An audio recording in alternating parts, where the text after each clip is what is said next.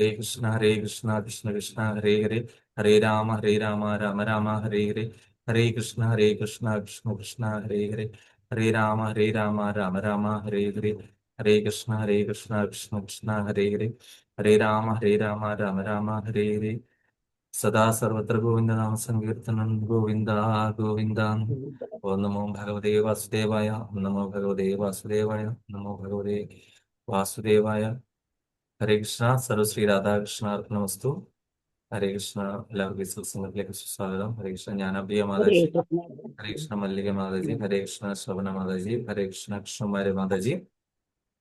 അപ്പം ഇന്ന് എന്താണ് നമ്മള് ഈ സത്സംഗത്തിലുള്ളവരുടെയും അല്ലാത്തവരുടെയും നമ്മളുടെ ബന്ധുക്കളുടെ എല്ലാവരുടെയും പിതൃക്കന്മാര് ആ പിതൃപൂജ ഉൾക്കൊള്ളാനും നമ്മളുടെ ആദരവ് സ്വീകരിക്കാനും വരുന്ന ദിവസമാണ്. അവർക്ക് എല്ലാ ദിവസവും നമ്മൾ കർക്കിടക മാസത്തിൽ കർത്തവാവിന് ഒന്ന് കൊടുത്താൽ തന്നെ എല്ലാ ദിവസവും ഇവിടുത്തെ ഒരു വർഷം അവിടുത്തെ ഒരു ദിവസമാണ്. അപ്പൊ ആത്മാക്കൾക്ക് എല്ലാ ദിവസവും ഇത് കിട്ടുകയാണ്. ഇതിന് ശ്രാദ്ധം കിട്ടുക, അല്ലെങ്കിൽ പിണ്ടദാനം കിട്ടുക, അല്ലെങ്കിൽ ഭക്ഷണം കിട്ടുക, അന്നം കിട്ടുകയാണ് ചെയ്യുന്നത് അല്ലേ.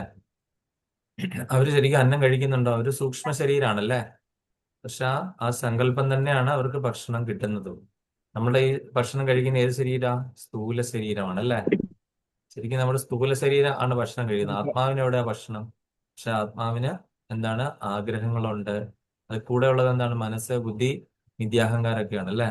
അപ്പൊ ആ പിതൃക്കൾക്കൊക്കെ തന്നെ ഒരുപാട് ആഗ്രഹങ്ങൾ ഉണ്ടാവും. ബാക്കി വെച്ചതും ചെയ്യാനായിട്ട് ഇരിക്കുന്നതും പറയാൻ പറ്റിയില്ല. അവസാനം എന്ത് ചെയ്തു? ശബ്ദമില്ല, ഒന്നുമില്ല, ആംഗ്യം കൊണ്ട് കാണിച്ച് എന്തൊക്കെയോ കാണിച്ച് നമുക്ക് വല്ലതും മനസ്സിലാകുമോ? അല്ലേ. അതാണ് നമ്മള് പറയുന്നത്. പ്രത്യേകിച്ച് നിങ്ങൾ എല്ലാവരും ശ്രദ്ധിക്കേണ്ട ഒരു കാര്യം എന്ന് പറഞ്ഞു കഴിഞ്ഞാൽ, നമ്മൾ ആർക്കും ഒരു പ്രോമിസ് കൊടുക്കരുത്, ഒരു വാഗ്ദാനം കൊടുക്കരുത് ഒരാൾക്കും. കാര്യം എന്താണ്? നമ്മൾ നാളെ ഉണ്ടാകുമെന്ന് നമുക്ക് ആർക്കും അറിയാൻ പറ്റത്തില്ലല്ലോ അല്ലേ. ആർക്കും പറയാൻ പറ്റും ഞാൻ ഇപ്പൊ ഈ ക്ലാസ് എടുത്തു കഴിഞ്ഞാൽ അടുത്ത നിമിഷം എനിക്ക് എന്താ സംഭവിക്കുന്നത്, അല്ലെങ്കിൽ നിങ്ങളിൽ ഓരോരുത്തർക്ക് എന്താ സംഭവിക്കുന്നത് ഒരാൾക്കും പറയാൻ പറ്റത്തില്ല അല്ലേ. ഓരോ സെക്കൻഡിനും ചിലർക്കൊക്കെ നമുക്കറിയാം, ഭാഗവതത്തിൽ ആയുസ് കൃത്യമായിട്ട് പറഞ്ഞിരുന്നു. പരീക്ഷത്തിന് 7 ദിവസം, പിന്നെ ഖഡ്വാംഗ മഹാരാജൻ ഒരു മുഹൂർത്തം. അങ്ങനെയൊക്കെ കൃത്യമായിട്ട് ആയുസ് നിശ്ചയിച്ചിട്ടുള്ള ആ, ആൾക്കാരുണ്ടായിരുന്നു. അങ്ങനെ കുറെ വ്യക്തികളുണ്ട് നമുക്കറിയാം, ഇത്ര ദിവസം ആയുസ് അല്ലേ. അപ്പം ഇങ്ങനെ അങ്ങനെ നിശ്ചയിച്ച സ്ഥിതി നമുക്ക് അറിയാൻ വയ്യാത്തത് കൊണ്ട് നമുക്ക് എന്താണ് ഒരു ഷുവറിറ്റി, നമ്മളൊരു വാഗ്ദാനം കൊടുത്തു കഴിഞ്ഞാൽ എന്താണ് ആ വാഗ്ദാനം പാലിക്കാൻ വേണ്ടിയിട്ട് വീണ്ടും ജനിക്കേണ്ടി വരും അല്ലേ. അപ്പൊ ചില വഴിപാടുകളൊക്കെ അങ്ങ് നേരും. അതുകൊണ്ട് ഒരിക്കലും വഴിപാടുകൾ നേരാനായിട്ട് പാടില്ല. അതും വലിയ വഴിപാടുകളൊക്കെ നേർന്നു കഴിഞ്ഞു കഴിഞ്ഞാലുള്ള അവസ്ഥ എന്താണ്? ചിലപ്പം വീട് തന്നെ വിൽക്കേണ്ടി വരത്തുള്ള വഴിപാടുകളൊക്കെ ഓരോരുത്തർ നേരും അല്ലേ. അവരുടെ ചിലപ്പം ജീവൻ പോകാതെ ഇരിക്കും. കാരണം ഈ വഴിപാട് ഇങ്ങനെ കിടക്കുന്നതുകൊണ്ട് സംസാരിക്കാൻ പറ്റത്തില്ല, അനങ്ങാൻ പറ്റത്തില്ല. എങ്ങനെ എങ്ങനെ പറയാൻ പറ്റും ഞാൻ ഇത്രയും വലിയൊരു വഴിപാട് നേർന്നിട്ടുണ്ട് എന്ന്? ഇതിന് ആരോടെങ്കിലും പറയണ്ടേ. പറയാനായിട്ട് നാവ് പൊങ്ങത്തില്ല, കാലും കൈയും അനങ്ങത്തില്ല, എഴുതി കാണിക്കാനായിട്ട് പറ്റത്തില്ല അല്ലെ. മനസ്സിൽ ഇങ്ങനെ കിടപ്പുണ്ട്. പക്ഷെ ആ ഒരു അവസ്ഥയോ, ആ ഒരു സമയത്ത് ഈ ചിഹ്നനൊക്കെ വരിക എന്ന് പറഞ്ഞൊരു അവസ്ഥയുണ്ട്. നാട്ടിൻപുറത്തുള്ള ആരൊക്കെ ചിഹ്നം പിടിക്കാന്ന് പറയും. അത് പിച്ചിമയും പറയും. എന്ത് ജീവൻ പോകുന്നതിന് ഒരു കുറച്ച് ദിവസം മുൻപേ ഉള്ള കുറച്ച് ഗോഷ്ഠികളാണ് അല്ലെ. ഇതൊക്കെ ഇതൊക്കെ എനിക്ക് എന്റെ മുത്തശ്ശിയുടെ ആ ഒരു അവസ്ഥ ഞാൻ കണ്ടായിരുന്നു. അച്ഛമ്മയുടെ അവസ്ഥ ഞാൻ എന്റെ ചെറുപ്പത്തിൽ 4-ാം ക്ലാസ്സിൽ പഠിച്ചുകൊണ്ടിരിക്കുന്ന സമയത്താണ് മരിക്കുന്നത്. അപ്പൊ ഞാൻ കണ്ടായിരുന്നു. അപ്പൊ എനിക്കത് ഇപ്പോഴും ഓർമ്മയുണ്ടല്ലേ. ഒരു പട്ടി കിടന്ന് ഊരിയിടുന്നതും. അപ്പം ആ, അമ്മ പറയുന്നുണ്ട് പോ പട്ടി പോ പട്ടി എന്ന്, അച്ഛമ്മ പറയുന്നുണ്ട് പോ പട്ടി പോ പട്ടി എന്ന്. അപ്പം അങ്ങനെയൊക്കെയുള്ള കുറെ ലക്ഷണങ്ങള് ആ, ഇങ്ങനെ കാണിക്കാറുണ്ടല്ലേ. അപ്പൊ ഈ ഒരു അവസ്ഥ നമുക്കൊക്കെ ഓരോരുത്തർക്കും ഉണ്ടാകുന്നതുകൊണ്ട് നമ്മൾ ഒരാൾക്കും, ദയവ് ചെയ്ത് ഒരാൾക്കും വാഗ്ദാനം കൊടുക്കരുത്. അതായത് ഒരു ശപഥം ചെയ്യരുത്, ആരെയും ശപിക്കരുത്. അതുപോലെ തന്നെ നമ്മളൊരു വാഗ്ദാനം, അല്ലെങ്കിൽ ഞാൻ ഇന്നത് ഇപ്പൊ ചെയ്തു, ഞാൻ ഒരു പ്രൊമിസ് കൊടുക്കും ഒരാൾക്ക്, വാഗ്ദാനം അല്ലെങ്കിൽ സത്യം ഇടുക. നമുക്കറിയാം പരമസത്യമായിട്ട് ഒന്നേ ഉള്ളൂ, സത്യം പരം ധീമഹി എന്ന് പറയുന്ന ഈ നമ്മൾ ഭഗവത്ഗീതയിൽ ഇപ്പൊ പഠിച്ചു അല്ലെ. സത്യം പരം ധീമഹി എന്ന് നമ്മൾ പഠിച്ചു അല്ലെ. പരമസത്യം ഒന്നേ ഉള്ളൂ. അപ്പൊ നമ്മൾ ഈ സത്യം ഇട്ട് കഴിഞ്ഞാൽ നമ്മളത് പാലിക്കാൻ വേണ്ടിയിട്ട് നമ്മൾ ഇനി ജന്മം എടുക്കണമെന്ന് ആർക്കും താല്പര്യം ഉണ്ടോ? ഇല്ല. അതുകൊണ്ട് നമ്മൾ അങ്ങനെ സത്യം ഇടാനായിട്ട് നമ്മൾ ഒരിക്കലും പാടില്ല. പിന്നെ ഒരാളെ ശപിക്കാൻ പാടില്ല. അങ്ങനെയൊക്കെയുള്ള കുറെ കാര്യങ്ങൾ, നമ്മൾ എത്ര ബുദ്ധിമുട്ട് ഒരാൾ ഉണ്ടാക്കിയാലും ശപിക്കാൻ പാടില്ല അല്ലെ. ശപിച്ചു കഴിഞ്ഞാൽ അതിന്റെ ആഫ്റ്റർ എഫക്ട് ഭയങ്കരമാണ് അല്ലെ. നമുക്ക് അറിയാമല്ലോ, ഈ ബ്രാഹ്മണർക്കുള്ള ശപിക്കാനായിട്ടുള്ള ഇത് എടുത്തു കളഞ്ഞ ആരാണ്? ആ മാമൂല് നിർത്തിവെച്ചത്. പണ്ടൊക്കെ ബ്രാഹ്മണർ തൊട്ടും പിടിച്ചും പറഞ്ഞാൽ ഉടനെ ശാപമായിരുന്നു, അല്ലേ? എങ്ങനെ ശാപം? ഈ ശാപം കൊടുക്കുന്ന ബ്രാഹ്മണർക്ക് ശപിക്കാനുള്ള കഴിവ് നഷ്ടപ്പെട്ടത് എപ്പോഴാണെന്ന് അറിയാമോ? ആർക്കും അറിയില്ല. കൃഷ്ണ, ഇത്രയും നാളും ഭാഗവതം പഠിച്ചിട്ട് ആർക്കും അറിയത്തില്ല.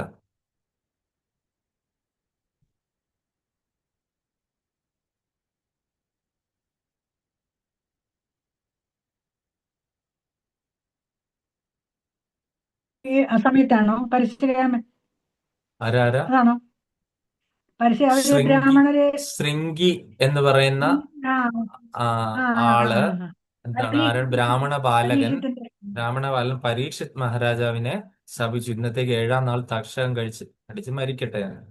ആ ശാപം കൊടുത്തതിന് ശേഷം ബ്രാഹ്മണർക്ക് എന്താണ്, ഈ ശാപം കൊടുത്താൽ ഫലിക്കാതെ ആയിപ്പോയി. അപ്പോൾ ബ്രാഹ്മണരുടെ ഐശ്വര്യങ്ങൾ പോയ പല സന്ദർഭങ്ങളിലൊന്ന് പരശുരാമനെ അവർ അപമാനിച്ചതിൽ ബ്രാഹ്മണർ. എപ്പോഴാണ് പരശുരാമനെ അപമാനിച്ചത്? ഏത് ഉത്സവവുമായിട്ട് ബന്ധപ്പെട്ട കഥയാണത്? ബ്രാഹ്മണന്മാരെ അപമാനിച്ചത്. അങ്ങനെ പ്രഭു ഏതാണ്? വിഷു അല്ല. വിഷുവായിട്ട് ബന്ധപ്പെട്ട് നമ്മുടെ വടക്കുംനാഥ ക്ഷേത്രവുമായിട്ട് ബന്ധപ്പെട്ടുള്ള ആ ഒരു കഥയിലാണ് ബ്രാഹ്മണര് എന്താണ് വിളിച്ചു വരുത്തി. അതായത് എന്തെങ്കിലും ആവശ്യം ഉണ്ടെങ്കിൽ വിളിച്ചേക്കണം എന്ന് പറഞ്ഞാണ് പോയത്, അല്ലേ? അപ്പം അവരുടെ ഐശ്വര്യമെല്ലാം പോകട്ടെ എന്ന് പറഞ്ഞ്, ഐശ്വര്യം കിട്ടു പോകട്ടെ എന്ന് പറഞ്ഞ് ശാപമാണ് കൊടുത്തത്. ബ്രാഹ്മണന്മാർ പരീക്ഷിക്കാനായിട്ട് വിളിച്ചാൽ വരുവോ, പരശുരാമൻ ജീവിച്ചിരിപ്പുണ്ടോ എന്ന് അറിയാനായിട്ട് പിൻതലമുറക്കാര് അപ്പൊ അതിനു വേണ്ടിയിട്ടാണ്, ആ ശാപമോക്ഷം കിട്ടാൻ വേണ്ടിയിട്ടാണ് അവര് എന്താണ് ഈ കണിയെല്ലാം ഒരുക്കി വിഷ്ണു പൂജ ആയിട്ട് ചെയ്തു തുടങ്ങിയാണ് വിഷു ആയിട്ട് മാറിയത്, അല്ലേ? അതുപോലെ തന്നെ വേറൊരു ശാപം കൊടുത്ത ഒരു സന്ദർഭമുണ്ട്. ബ്രാഹ്മണർക്ക് ഐശ്വര്യം ഇല്ലാതായി പോട്ടെ. ഇപ്പോഴും ബ്രാഹ്മണർക്ക് എത്ര പണം ഉണ്ടെങ്കിലും അവർക്ക് ഐശ്വര്യമില്ല. ആ ഒരു അവസ്ഥ കാണാം, അല്ലെ? ഏതൊരു ബ്രാഹ്മണന്മാരുടെ ഇല്ലത്തൊക്കെ പോയാൽ ഒരു ഐശ്വര്യം ഇല്ലാത്ത അവസ്ഥ നമുക്ക് ഫീൽ ചെയ്യാറുണ്ട്. അപ്പൊ അത് അവരുടെ പൂർവ്വ ജന്മകൃതമായിട്ട് കിട്ടിയതാണ്. അതെങ്ങനെയാണെന്ന് അറിയാമോ? അത് ഭൃഹു മഹർഷി ഹരി പോൽ മാതാജിക്ക് മാത്രം ഓർമ്മയുണ്ട്, ബാക്കിയുള്ളവർക്ക് ആർക്കും ഇല്ല.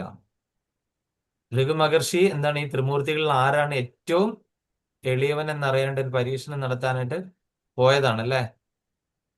ബ്രഹ്മദേവന്റെ അടുക്കൽ ചെന്ന് കഴിഞ്ഞപ്പോഴത്തേക്കിനും ബ്രഹ്മദേവൻ കോപിഷ്ഠനായി, മഹാദേവൻ കോപിഷ്ഠനായി. അത് കഴിഞ്ഞിട്ട് ഇദ്ദേഹം മഹാവിഷ്ണു ധ്യാനത്തിലായിരുന്നു. അപ്പൊ ഇത് എന്ത് ചെയ്തു? ഭൃഗുമഹർഷിയെ കണ്ടിട്ട് അനങ്ങിയില്ല എന്ന് പറഞ്ഞിട്ട് ഒരു ഒറ്റ ചവിട്ടി ചവിട്ടി നെഞ്ചിനിട്ട്. ആ നെഞ്ചിൽ ഭഗവാൻ എന്ത് ചെയ്തു? അങ്ങയുടെ കാലിൽ എന്തെങ്കിലും വേദന എടുത്തോ എന്നാണ് ചോദിച്ചത്, അല്ലേ? എന്നിട്ട് കാല് തടവി കൊടുത്തു. കാല് തടവി കൊടുത്തു. അതുപോലെ തന്നെ എന്ത് ചെയ്തു? ആ ഭഗവാൻ പറഞ്ഞു, ഈ കാല് ചവിട്ടിയ അടയാളം ഞാനിത് സൂക്ഷിക്കും. അങ്ങനെ അത് ശ്രീവത്സം എന്നുള്ള പേരിൽ അറിയപ്പെട്ടു. അതുകൊണ്ട് ഭഗവാനെ ശ്രീവത്സ വക്ഷസൻ എന്നാണ് അറിയപ്പെടുന്നത്. അപ്പോൾ അവിടെ ആ ഒരു ഭാഗത്തിരുന്ന ഒരു ആൾക്ക് അത് സഹിച്ചില്ല, ആ ചവിട്ട്, അല്ലേ? ആ ഭാഗത്തിരിക്കുന്ന ആരാണ്? ഭഗവാന്റെ ലക്ഷ്മി ദേവി. ലക്ഷ്മി. ലക്ഷ്മി ദേവി. അങ്ങനെ ലക്ഷ്മി ദേവി ഒരൊറ്റ ശാപം കൊടുത്തു. എന്താണ്? ബ്രാഹ്മണർക്ക് എന്താണ് ഐശ്വര്യവിഹീന, ലക്ഷ്മി വിഹീനയായി പോകട്ടെ. അങ്ങനെ ലക്ഷ്മി ദേവി പിന്നെ ഈ ഭാർഗവന്റെ പുത്രിയായിട്ടും ലക്ഷ്മി ദേവി അവതരിച്ചായിട്ടുണ്ട്, ഭാർഗവിയായിട്ട്. ഭാർഗവി. അങ്ങനെ ഹരേ കൃഷ്ണ അപർണ മാതാജി, ഹരേ കൃഷ്ണ. സുഗതൻ പ്രഭു, ഹരേ കൃഷ്ണ. കൃഷ്ണ. ഹരേ കൃഷ്ണ. കർണന്മാരൊക്കെ വന്നു പോയോ നിങ്ങളുടെ വീട്ടിലെ? അങ്ങനെ വെക്കുന്ന ഒരു പതിവുണ്ട്. അങ്ങനെ ഒരു പതിവുണ്ടോന്ന് ഇങ്ങനെ വെക്കുന്ന? വെക്കാറുണ്ട്. അതെയല്ലേ? വെക്കാറുണ്ട്. ഞങ്ങൾ വെച്ചായിരുന്നല്ലേ? ഞങ്ങളിപ്പോ ആ കഥകളും പറഞ്ഞുകൊണ്ടിരിക്കുകയായിരുന്നു, കാരണന്മാർക്ക് വെക്കുന്ന ആ കഥകളൊക്കെ. അപ്പോ നമ്മള് എന്താണ് പറഞ്ഞുകൊണ്ടിരുന്നത്? നമ്മള് ഈ പൂർവികരൊക്കെ അവർക്ക് ഒരു ദിവസമാണല്ലേ, അവർക്കപ്പോ എല്ലാ ദിവസവും അവർക്ക് അന്നം കൊടുക്കുവാണ് എന്ന് നമ്മൾ പറഞ്ഞിരിക്കുകയായിരുന്നു. അപ്പൊ അത് സംബന്ധിച്ചിട്ട് വന്ന കുറച്ച് കഥകളെ പറ്റിയാണ്, അതിനോടനുബന്ധിച്ച് കഥകളായിരുന്നു പറഞ്ഞുകൊണ്ടിരുന്നത്. അപ്പം അപ്പൊ ശ്രദ്ധിക്കേണ്ട ഒരു കാര്യം എന്ന് പറഞ്ഞു കഴിഞ്ഞാൽ, നമ്മള് എന്താണ് ആർക്കും, അതായത് ഈ ചില ആത്മാക്കൾക്ക് ഇങ്ങനെ മോക്ഷം കിട്ടാതെ നമ്മളൊക്കെ ചേലാമറ്റത്തൊക്കെ പോയി സായുജ്യ പൂജ എന്നൊക്കെ നടത്തി വിടും, ഇല്ല? സായുജ്യ പൂജ ഒക്കെ നടത്തി വിട്ട് കഴിഞ്ഞു കഴിഞ്ഞാലും നമ്മളുടെ മനസ്സിനൊരാശ്വാസം കിട്ടത്തേ ഉള്ളൂ. നമ്മൾ ഈ ഇതൊക്കെ കൊടുത്തു കഴിഞ്ഞാലും ശരിക്കും അവര് ചെയ്ത കർമ്മഫലങ്ങൾ ഒരുപാടുണ്ട്. അതുകൊണ്ടാണ് ഞാൻ പറഞ്ഞ ആർക്കും നമ്മൾ വാഗ്ദാനം കൊടുക്കാൻ പാടില്ല. അതാണ് ഞാൻ ഓരോ പോയിന്റായിട്ട് പറഞ്ഞുകൊണ്ടിരിക്കുകയായിരുന്നു. നമ്മൾ ഒരാൾക്ക് ഒരു വാഗ്ദാനം കൊടുക്കാൻ പാടില്ല. അല്ലെങ്കിൽ ഒരു ഞാൻ ഇത് ചെയ്തു തരും, ഞാൻ എന്ന് പറഞ്ഞിട്ട് നമ്മളൊരു പ്രതിജ്ഞ അങ്ങ് എടുക്കും അല്ലേ. ഇത് ഞാൻ ജീവിച്ചിരിപ്പുണ്ടെങ്കിൽ ഇത് തരുമെന്നൊക്കെ പറഞ്ഞ് ചിലരങ്ങ് സത്യമായിട്ട് പറയും. ഈ സത്യം പാലിക്കാൻ വേണ്ടിയിട്ട് നമ്മൾ ഉണ്ടോ ഇല്ലയോ, നമുക്ക് അതിന് എന്താണ് അവകാശം? സത്യം ഇടാനും അതുപോലെ തന്നെ നമുക്ക് വാഗ്ദാനം കൊടുക്കാനും നമുക്ക് പറ്റില്ല. അതായത് നമ്മുടെ ജീവൻ പോയി കഴിഞ്ഞാൽ നമുക്ക് എന്താണ് വീണ്ടും ജനിക്കേണ്ടി വരും. അപ്പൊ ഈ പിതൃക്കന്മാരൊക്കെ അങ്ങനെ എന്തെങ്കിലുമൊക്കെ വാക്ക് കൊടുത്തവരും അവർക്ക് പറയാൻ പറ്റാതെ അവസാനം മരിക്കാൻ നേരത്ത് സംസാരിക്കാൻ പറ്റാതെ വായും നാക്കും എല്ലാം തളർന്നിരിക്കുകയാണ്, കൈയും കാലും അനങ്ങത്തില്ല, എഴുതി കാണിക്കാൻ പറ്റത്തില്ല. ചിലപ്പോൾ അവർ എവിടെയെങ്കിലുമൊക്കെ പൈസയൊക്കെ സൂക്ഷിച്ചു വെച്ചിട്ടുണ്ടാവും അല്ലേ, അല്ലെങ്കിൽ നിധി സൂക്ഷിച്ചു വെച്ചിട്ടുണ്ടാവും. ചിലപ്പോൾ അവരുടെ തലയണയ്ക്കകത്തായിരിക്കും. നമ്മൾ അതെല്ലാം എടുത്ത് കത്തിച്ച് കളയും. ഇവിടെ ഉണ്ടെന്ന് പറയാനായിട്ട് ഒന്ന് കൈ അനക്കാനോ ഇവിടെ അതേ കോടിക്കണക്കിന് രൂപയുടെ നിധി എന്റെ തലയണയുടെ അല്ലെങ്കിൽ എന്റെ ബെഡിന്റെ അകത്തുണ്ടെന്ന് പറയാനായിട്ട് ഒന്ന് കൈ അനക്കാൻ പറ്റാത്ത അവസ്ഥയിലായിരിക്കും ജീവൻ പോകുന്നത് അല്ലേ. അപ്പൊ നമ്മൾ ഓരോരുത്തരും ഈ ഒരു അവസ്ഥ ഫേസ് ചെയ്യേണ്ടി വരുന്ന വ്യക്തിത്വങ്ങളാണ് അല്ലേ. നമ്മളിപ്പോ അവരെ നോക്കി അവർക്ക് അങ്ങനെ വന്നു എന്ന് വെച്ചാൽ നമുക്ക് അങ്ങനെ വരാൻ മേലായികയൊന്നുമില്ല അല്ല അല്ലേ. ഇച്ചിരൂടെ നേരത്തെ അങ്ങ് പറഞ്ഞൂടെ പോരും. അങ്ങനെയുണ്ടെങ്കിൽ ഇച്ചിരൂടെ നേരത്തെ പറഞ്ഞാൽ പോരെ. ചിലര് അത് പറയില്ല. ആ സമയത്ത് എന്താണ് ഈ അറിയത്തില്ല, ഭിക്ഷാടകരൊക്കെ മരിച്ചു കഴിയുമ്പോഴത്തേന് എന്താണ് ലക്ഷക്കണക്കിന് രൂപ പല സ്ഥലത്തായിട്ട് അവർ വെച്ചിരിക്കുന്ന കിട്ടുന്നതാണ്. കാര്യം അവര് ഈ കടത്തിണ്ണയിൽ കിടന്ന് നല്ലൊരു വസ്ത്രം ധരിക്കാതെ നല്ലൊരു ഭക്ഷണം കഴിക്കാതെ പിച്ച തെണ്ടി ആട്ടും തുപ്പും കണ്ടു കഴിഞ്ഞാൽ ഇവരുടെ ലക്ഷക്കണക്കിന് രൂപ സമ്പാദ്യമായിരിക്കും ഇവർ മരിച്ചു കഴിയുമ്പോൾ അവിടുന്ന് ഇവിടുന്നൊക്കെ കിട്ടുന്നല്ലേ. നമ്മൾ കണ്ടിട്ടില്ല. അന്ന് പറഞ്ഞതുപോലെ തന്നെ നമ്മളുടെ പൂർവികരും ചില സ്വത്തുകൾ അല്ലെങ്കിൽ നിധികള് അല്ലെങ്കിൽ അവർ എവിടെയെങ്കിലും ചെയ്ത വഴിപാടുകൾ പറയാതെയൊക്കെ ഉണ്ടായിരിക്കും. അപ്പൊ ഇവർക്കൊക്കെ അടുത്തൊരു ശരീരം കിട്ടാനായിട്ട് വലിയ പാടാണ്. അപ്പൊ നമ്മളൊക്കെ എന്താണ് ചെയ്യേണ്ടത്? ഈ ഒരു അവസരത്തിൽ സമയം 15 മിനിറ്റ് പോയി, ഞാൻ ക്ലാസ്സിലേക്ക് പോകും. അപ്പൊ നമ്മൾ ഈ അവസരത്തിൽ ചെയ്യേണ്ടത് നമ്മളുടെ ഓൾറെഡി നമ്മളിൽ നിന്ന് വിട്ടുപോയ പിതൃക്കളും ഇനി വരാൻ പോകുന്ന എങ്ങനെ പിതൃക്കള് നമ്മളെക്കാൾ ഇളയ ആൾക്കാരും എങ്ങനെ പിതൃവാകുന്നത് നമ്മളുടെ? അതെങ്ങനെയാകുന്നത്? കാര്യം നമ്മളുടെ അടുക്കൽ നിന്ന് വിട്ടുപോയ ഒരു ആത്മാവ് ഒരു വയസ്സുള്ള ഒരു കുട്ടിയാണെങ്കിൽ അല്ലെങ്കിൽ 2 വയസ്സുള്ള കുട്ടിയാണെങ്കിൽ പോലും അത് നമ്മളുടെ പിതൃവാണ് അല്ലെ. നമ്മളെക്കാളും മുൻപേ പോയ ആൾക്കാരെയാണ് പിതൃക്കൾ എന്ന് പറയുന്നത് അല്ലെ. കാര്യം ആത്മാവിന് പ്രായമാകുന്നുണ്ടോ? ഇല്ലല്ലോ, ശരീരത്തിനല്ലേ പ്രായമാകുന്നുള്ളൂ. ഈ പോകുന്ന ആത്മാവല്ലേ. അപ്പൊ ആത്മാവിന് ഒരിക്കലും പ്രായമല്ല. അപ്പൊ ഇനി നമ്മൾ ഇതുവരെ നമ്മളിൽ നിന്ന് വിട്ടുപോയ പിതൃക്കളും ഏതെങ്കിലും ഒരു ശരീരം കിട്ടിയവരും, ചിലപ്പോൾ മൃഗജന്മമായിരിക്കാം, ചിലപ്പോൾ മനുഷ്യജന്മമാകാം, വേറെ ലോകത്തിലാകാം, അതുപോലെ തന്നെ ഇനി വരാനിരിക്കുന്ന പിതൃക്കള്. അപ്പൊ ഇവരെല്ലാരും ചിലപ്പോൾ ശരീരം കിട്ടാതെ പിതൃലോകത്ത് നോക്കിയിരിപ്പുണ്ട്. അതായത് അവരുടെ പാപസാമത്തിന് തുല്യമായിട്ടുള്ള ഒരു ശരീരം കിട്ടാതെ ഇങ്ങനെ കാത്തിരിക്കുന്ന ആൾക്കാരുണ്ടല്ലേ. അപ്പൊ അവർക്കും എല്ലാം നമുക്ക് അവർക്ക് വേണ്ടിയിട്ട് എല്ലാം പ്രാർത്ഥിക്കുകയാണ് നമ്മൾ ഈ ഒരു അവസരത്തിൽ. ഈ ഒരു കർക്കിടക മാസത്തിൽ കർത്തവാവാണ് നമ്മൾ അവരെ എല്ലാം ഓർക്കുന്നത്. കാര്യം അവർക്കത് എല്ലാ ദിവസവും തർപ്പണം ചെയ്യുന്ന പോലെയാണ്. കാര്യം നമ്മളെ ഇവിടുത്തെ ഒരു വർഷം ആത്മാവിന്റെ ഒരു ദിവസമാണ് അല്ലെ. അപ്പൊ നമ്മള് വർഷത്തിൽ ഒന്ന് ഓർത്താൽ തന്നെ അവർക്ക് എല്ലാ ദിവസവും ഓർക്കുന്ന പോലെയാണ് അല്ലെ.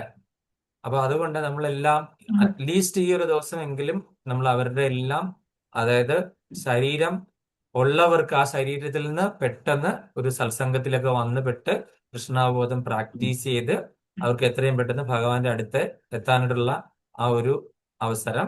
പിന്നെ ശരീരം കിട്ടാതെ പിതൃലോകത്ത് കാത്തിരിക്കുന്നവർ വിഷമിച്ചിട്ട്, ഒരു ശരീരം കിട്ടിയാൽ മാത്രമേ ഉള്ളൂ എന്ത് ചെയ്യാൻ പറ്റുള്ളൂ, അവർക്ക് കൃഷ്ണാവബോധം പ്രാക്ടീസ് ചെയ്തിട്ട്, ഇതാണ് കർമ്മഭൂമി, ഈ ഭാരതഭൂമി അല്ലെ.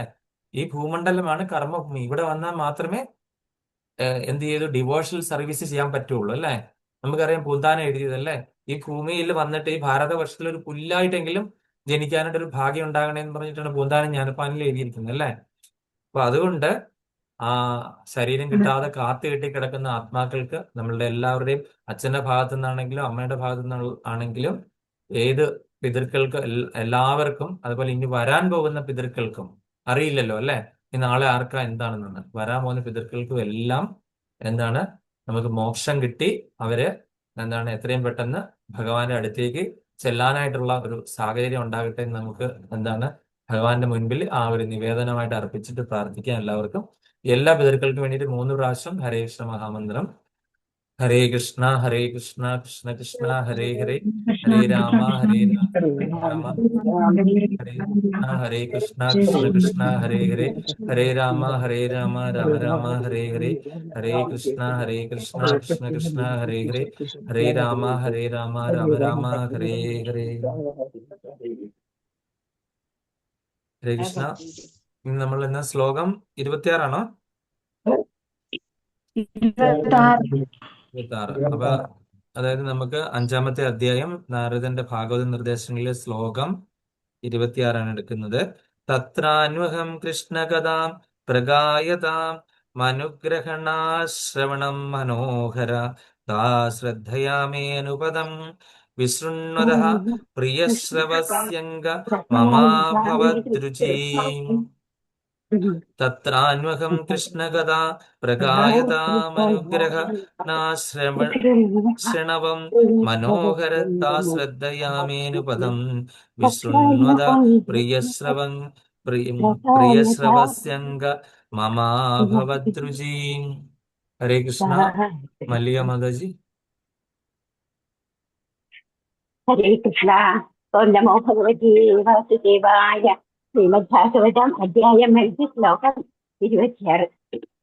തത്രാന്വഹം കൃഷ്ണകഥാ പ്രഗായതാമനുഗ്രഹേണ ശൃണവം മനോഹര താ ശ്രദ്ധയാമേനുപദം വിശൃണ്വത പ്രിയശ്രവസ്യംഗ മമാഭവദ്രുചീം.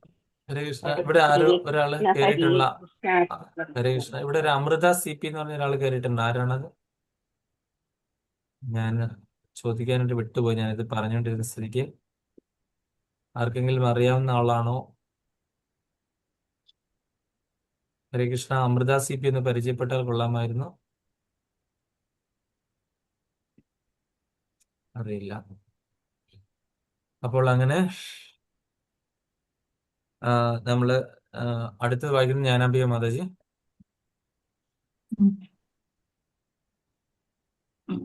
ശ്ലോകം 26. തത്രാന്വഹം കൃഷ്ണ കഥാ പ്രഗായതാം അനുഗ്രഹാണാം ശൃണവം മനോഹരാം താ ശ്രദ്ധയാമേ അനുപദം വിശൃണ്വതഃ പ്രിയശ്രവസ്യംഗ മമാഭവദ്രുചീഃ. ഹരേ കൃഷ്ണ. ശിലപ്രഭാതരുടെ പദാനുപദ തർജ്ജമ. ജയ ശിലപ്രഭാത്. തത്ര അതിന്മേൽ അനുദിനം അഹം ഞാൻ കൃഷ്ണകഥ ഭഗവാൻ കൃഷ്ണന്റെ കർമ്മങ്ങളുടെ ആഖ്യാനങ്ങൾ പ്രഗായതാം വിശദീകരിക്കുന്നു. അനുഗ്രഹേണ അഹൈതുക കൃപയാൽ ശ്രവണേന്ദ്രിയ സംബന്ധമായ സ്വീകരണം പ്രദാനം ചെയ്യുന്നു. മനഹര ആകർഷിതമായ താ അവർ ശ്രദ്ധയാ ആദരപൂർവമായി മേ എനിക്ക് അനുപദം ഓരോ പദത്തിലും ഓരോ വാക്കിലും വിശൃണ്ണത ശ്രദ്ധാപൂർവ്വം ശ്രവിക്കുന്നു. പ്രിയശ്രവശി പരമദിവ്യോത്തം പുരുഷന്റെ അംഗ ഓ വ്യാസദേവ മമ എന്റെ അഭവൽ ഇത് ഇപ്രകാരമായിത്തീരുന്നു. രുചി രുചി. വിവർത്തനം ഭാവാർത്ഥം ഡിവൈൻ ഗ്രേസ് എ.സി. ഭക്തിവേദാന്ത സ്വാമി ശിലപ്രഭാത്. ജയ ശിലപ്രഭാത്. അല്ലയോ വ്യാസദേവ, ആ മഹാവേദാന്തികളുടെ കൃപയാലും അവരുടെ സംസർഗത്താലും സർവാകർഷകമായ ഭഗവത് ലീലകളിൽ അവരിൽ നിന്ന് ശ്രവിക്കാൻ സാധ്യമായി. അപ്രകാരം ശ്രദ്ധാപൂർവ്വം ശ്രവിക്കിയാൽ പരമദിവ്യോത്തമ പുരുഷനെ കുറിച്ച് കേൾക്കാനുള്ള എന്റെ അഭിരുചി വർദ്ധിച്ചു. ഹരേ കൃഷ്ണ. അതിന് ഭാവാർത്ഥം നമുക്ക് നോക്കാം. ആർക്കാണ് ഭാഗവതം ഉള്ളത്? കൃഷ്ണകുമാരി മാതാജി. ഹരേ കൃഷ്ണ. പരമദിവ്യോത്തമ പുരുഷനായ ശ്രീകൃഷ്ണ ഭഗവാൻ തന്റെ വ്യക്തിഗത ലക്ഷണങ്ങളാൽ മാത്രമല്ല അദ്ദേഹത്തിന്റെ അതീന്ദ്രിയ കർമ്മങ്ങളാലും ആകർഷകനാണ്. എന്തുകൊണ്ടെന്ന പരിപൂർണനായ ഭഗവാൻ തന്റെ നാമം, യശസ്സ്, രൂപം, ലീലകൾ, പാർശ്വതർ, പരിച്ഛദങ്ങൾ തുടങ്ങിയവയാലും പരിപൂർണനാണ്. ഭഗവാൻ അദ്ദേഹത്തിന് അഹൈതുകമായ കാരുണ്യത്താൽ ഈ ഭൗതിക ലോകത്തെ അവലോകനം ചെയ്ത് അവതരിക്കുകയും മാനവർ ഭഗവാന്റെ ആകർഷിതരായി ഭഗവദ്ധാമത്തിൽ മടങ്ങിച്ചെല കഴിവുള്ളവരെ തീരാനായി ഭഗവാൻ സ്വയം മനുഷ്യരൂപത്തിൽ നിരവധി അതീന്ദ്രിയ ലീല പ്രദർശിപ്പിക്കുകയും ചെയ്യുന്നു. ലൗകിക പ്രവർത്തനങ്ങൾ നിർവഹിക്കുന്ന നിരവധി വ്യക്തിത്വങ്ങളുടെ ചരിത്രങ്ങളും ആഖ്യാനങ്ങളും ശ്രവിക്കാനുള്ള സ്വാഭാവിക പ്രവണത മനുഷ്യർക്കുണ്ട്. അത്തരം പ്രവർത്തികളെ തന്റെ വിലപ്പെട്ട സമയം വെറുതെ പാഴാക്കുകയും അങ്ങനെ ഭൗതിക പ്രകൃതിയുടെ ത്രിഗുണങ്ങൾക്ക് സ്വയം അടിമയായി തീരുമെന്ന് ഒരാൾ മനസ്സിലാക്കുന്നില്ല. സമയം പാഴാക്കുന്നതിന് പകരം തൽസ്ഥാനത്തെ ഭഗവാന്റെ അതീന്ദ്ര ലീലകളിൽ ശ്രദ്ധ തിരിക്കുന്ന പക്ഷം ആത്മീയ വിജയം പ്രാപ്തമാക്കുന്നു. ഭഗവത് ലീലാഖ്യാന ശ്രവണത്തിലൂടെ പരമദൈവത്വ പുരുഷനുമായി നേരിട്ട് സമ്പർക്കത്തിലാവുകയും മുമ്പ് പ്രസ്താവിച്ചതുപോലെ പരമദൈവത്വ പുരുഷനെ സംബന്ധിച്ച അന്തരംഗത്തിൽ നിന്ന് ശ്രവിക്കുന്നത് കാരണം ലൗകിക ജീവിതത്തിന്റെ സർവ പാപസഞ്ചയങ്ങളും പൂർണ്ണമായി ഇല്ലാതാവുകയും ചെയ്യുന്നു.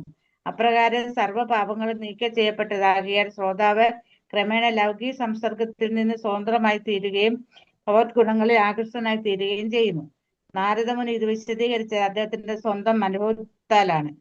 സമ്പൂർണ്ണ ആശയം എന്തെന്നാൽ ഭഗവാന്റെ ലീലകളെ സംബന്ധിച്ച് കേവലം ശ്രവിക്കിയാൽ മാത്രം ഒരാൾ ഭഗവത് പാർശ്വത്തിലുള്ള ഒരാളായി തീരുന്നു എന്നതാണ്. നാരദമുനിക്ക് ശാശ്വത ജീവിത അപരിമേയ ജ്ഞാനം, അത്യഗാധ പരമാനന്ദം എന്നിവയുണ്ട്. അദ്ദേഹത്തിന്റെ ഭൗതിക ആത്മീയമായ സർവ്വലോകങ്ങളിൽ യാതൊരു വിഘ്നവും കൂടാതെ സഞ്ചരിക്കാനും സാധ്യമാകുന്നു. മുൻ ജന്മത്തിൽ നാരദൻ ഗുണഭക്തരിൽ നിന്നും ശുദ്ധഭക്തരിൽ നിന്നും അല്ലെങ്കിൽ ഭക്തി വേദാന്തികർ ഭഗവാന്റെ അതീന്ദ്ര ലീലകൾ ശ്രവിച്ചതുപോലെ ഉചിത കേന്ദ്രങ്ങളിൽ നിന്നും അതീന്ദ്ര ഭഗവത് ലീല സശ്രദ്ധ ശ്രവിക്കുന്നതിലൂടെ ജീവിതത്തിന്റെ പരമമായ പരിപൂർണത പ്രാപ്തമാക്കാൻ കഴിയുന്നു. ഈ കലയുഗത്തിലെ ഭക്ത സംസർഗത്തിൽ ഏർപ്പെട്ടിട്ടുള്ള ഈ ശ്രവണ പ്രക്രിയയെ സവിശേഷമായി ശുപാർശ ചെയ്തിരിക്കുന്നു. ഹരേ കൃഷ്ണ. ഹരേ കൃഷ്ണ. അപ്പൊ നമ്മളിവിടെ എന്താണ് കണ്ടുകൊണ്ടിരുന്നത്? വ്യാസദേവൻ അദ്ദേഹത്തിന്റെ ഗുരുവായിട്ടുള്ള നാരദ മുനിയോട് ചോദ്യം ചോദിക്കുക കഴിഞ്ഞു. നാരദമുനി ഉത്തരം പറയാൻ തുടങ്ങി. അപ്പൊ നാരദമുനിയുടെ പൂർവ്വ ചരിത്രമായിരുന്നു പറഞ്ഞുകൊണ്ടിരുന്നത്. നാരദമുനി എന്തായിരുന്നു? ഒരു ദാസിയുടെ പുത്രനായിരുന്നു. നമ്മൾ കഴിഞ്ഞ ശ്ലോകങ്ങളിലൊക്കെ കണ്ടാണ്. ദാസി പുത്രനായിരുന്നു. അങ്ങനെ ദാസി പുത്രനായിട്ടിരുന്ന എന്താണ് സാധാരണഗതിയിൽ സ്ത്രീകളുടെ ഒരു അവസ്ഥ എന്ന് പറഞ്ഞു കഴിഞ്ഞാൽ, അന്നത്തെ കാലത്തൊക്കെ അവസ്ഥ എന്ന് പറഞ്ഞാൽ, ഭർത്താവ് മരിച്ചു കഴിഞ്ഞാൽ സ്ത്രീയുടെ അവസ്ഥ എന്ന് പറഞ്ഞാൽ ഭയങ്കര ബുദ്ധിമുട്ടല്ലേ? വിധവയായിട്ടുള്ള സ്ത്രീകളൊക്കെ കഴിയാന്ന് പറഞ്ഞു കഴിഞ്ഞാൽ നാട്ടില് അത്രയ്ക്ക് ബുദ്ധിമുട്ടാണ് അല്ലെ? അവരേക്ക് ഒരു എന്താണ് ഒരു വല്ലാത്തൊരു രീതിയിലാണ് കണ്ടുകൊണ്ടിരുന്നത് അല്ലെ? അപ്പൊ അങ്ങനെ ഒരു കുട്ടിയും കൂടെ ഉള്ള സ്ഥിതിക്ക് ആ കുട്ടിയെ വളർത്താൻ വേണ്ടിയിട്ട് വേറെ എന്ത് ജോലി ചെയ്താലേ പറ്റുള്ളൂ? ദാസ്യവൃത്തി ചെയ്യണം. അങ്ങനെ ദാസ്യവൃത്തിയൊക്കെ ചെയ്ത് ഇരിക്കുന്ന സമയത്ത് ആണ് ഈ ഒരു കൂട്ടം മുനികള്, ഇപ്പൊ നമ്മൾ നടന്നുകൊണ്ടിരിക്കുന്ന ചാതുർമാസ്യമാണ് അല്ലെ? ചാതുർമാസ്യത്തിന്റെ 1-ാം മാസമാണ് ഇപ്പൊ നടന്നുകൊണ്ടിരിക്കുന്നത്. 4 മാസമുണ്ട്. 4-ാമത്തെ മാസം എപ്പോഴാണ് തീരുന്നത്? കാർത്തിക മാസത്തില് തുളസി കല്യാണത്തോടു കൂടിയാണ് ചാതുർമാസം തീരുന്നത്. ഒരു ഏകാദശിയോട് കൂടിയാണ് തീരുന്നത്. അപ്പൊ അങ്ങനെ ഈ ചാതുർമാസ്യം അനുഷ്ഠിക്കാനായിട്ട് വന്ന മുനിമാര് അവിടെ ഒരു കുടില് പർണശാലയൊക്കെ കെട്ടി താമസമാക്കി. അപ്പം ചാതുർമാസ്യത്തിന്റെ പ്രത്യേകത എന്താണ്? 4 മാസം ഒരു സ്ഥലത്ത് തന്നെ താമസിച്ചേ പറ്റുള്ളൂ അല്ലെ? ദർഭയൊക്കെ വിരിച്ചിട്ട് അതിൽ കിടക്കണം. പിന്നെ എന്താണ് ഭഗവാന് നിവേദിച്ചത് മാത്രമേ കഴിക്കാൻ പാടുള്ളൂ. അങ്ങനെ ഒരുപാട് കാര്യങ്ങളുണ്ട്. ഒരു മാസത്തിൽ, ഈ മാസത്തിൽ എന്താണ് വർജ്യം? ഇലക്കറികള്. ആരൊക്കെ ഇലക്കറികൾ വർജിക്കുന്നവരുണ്ട് ഈ മാസത്തിൽ? പക്ഷെ എനിക്ക് പിന്റു പ്രഭു മുരിങ്ങയിലയുടെ പൊടി കൊണ്ടു തന്നു. അതിട്ടാ ഞാനിപ്പോ ചായ കുടിക്കുന്നത്. അപ്പൊ അതുകൊണ്ട് പിന്നെ മുരിങ്ങയില തോരനും വെച്ചു. മുരിങ്ങയില പിന്നെ നമ്മൾ കരിവേപ്പില ഇടാതെ ഏതാ വെക്കുന്നത് അല്ലെ? കരിവേപ്പില ഇടാതെ നമുക്ക് ഏതെങ്കിലും കറി ഉണ്ടാക്കാൻ പറ്റും? അറിയാതിട്ട് പോകും. അപ്പൊ അടുത്ത മാസം എനിക്ക് തോന്നുന്നത് തൈരാണെന്ന് തോന്നുന്നു. തൈരും പാലുൽപ്പന്നങ്ങളും എല്ലാം വർജ്യമാണ്. ഓരോ മാസം ഒരു അടുത്തതിൽ നവധാന്യങ്ങൾ വർജ്യമാണ്. വേറൊരു മാസത്തിൽ നവധാന്യങ്ങൾ വർജ്യമാണ്. നമ്മൾ പിന്നെ എന്താ ഉണ്ടാക്കും വീട്ടിലല്ലേ? അങ്ങനെയൊക്കെ ഒരു ഇതുണ്ട്. നമ്മളൊക്കെ എന്താ കഴിക്കാൻ വേണ്ടിയിട്ട് ജീവിക്കുന്നവരല്ലേ? അപ്പൊ അല്ല, മഹർഷിമാർക്ക് പറ്റും പ്രഭു. മഹർഷിമാർക്ക് പറ്റും, നമുക്ക് പറ്റത്തില്ല. അതുപോലെ എത്ര പേർക്ക് വെറും തറയെ കിടന്ന് ഉറങ്ങാൻ പറ്റും? വെറും തറയെ കിടന്ന് നമ്മൾക്കുള്ള വാദവും പിടിച്ച് നമ്മുടെ ശരീരം അവരൊക്കെ ദർഭ വിരിച്ച് ചാണകം മെഴുകി ദർഭ വിരിച്ച ആ ദർഭയുടെ മുകളിലാണ് അവരൊക്കെ സഹിച്ചുകൊണ്ടിരുന്നത്. അപ്പൊ ഈ ചാതുർമാസ്യം അനുഷ്ഠിച്ചു കഴിഞ്ഞാൽ ഉറപ്പായിട്ടും എന്താണ് നമുക്ക് വൈകുണ്ഠലോകപ്രാപ്തി ഭഗവാൻ വിഷ്ണുവിനെ വിചാരിച്ചിട്ടാണ് ചെയ്യുന്നതെങ്കിൽ, അല്ലാത്തവർക്ക് എന്താണ് സ്വർഗലോകം ഉറപ്പാണ്. സ്വർഗലോകത്തിലായിരിക്കും അടുത്ത അവരുടെ ജന്മം. ചാതുർമാസ്യത്തിന്റെ ആ ഒരു പ്രത്യേകത ഇതാണ്. അത് ഒരു പ്രത്യേക കാര്യസാധ്യത്തിന് വേണ്ടിയിട്ട് ചെയ്യുന്നവർക്കാണ് സ്വർഗലോകം, ഭഗവാനെ പ്രാപിക്കാൻ ആണെന്നവർക്ക് വൈകുണ്ഠം. അപ്പൊ അങ്ങനെ ഈ ചാതുർമാസ്യം അനുഷ്ഠിക്കാൻ വന്ന ഋഷിവര്യന്മാര് സാധാരണക്കാരല്ല. ഇത്രയും സ്ട്രിക്റ്റ് ആയിട്ടൊക്കെ ഇതൊക്കെ ഫോളോ ചെയ്യണമെങ്കിൽ സാധാരണ ഋഷിമാരല്ല.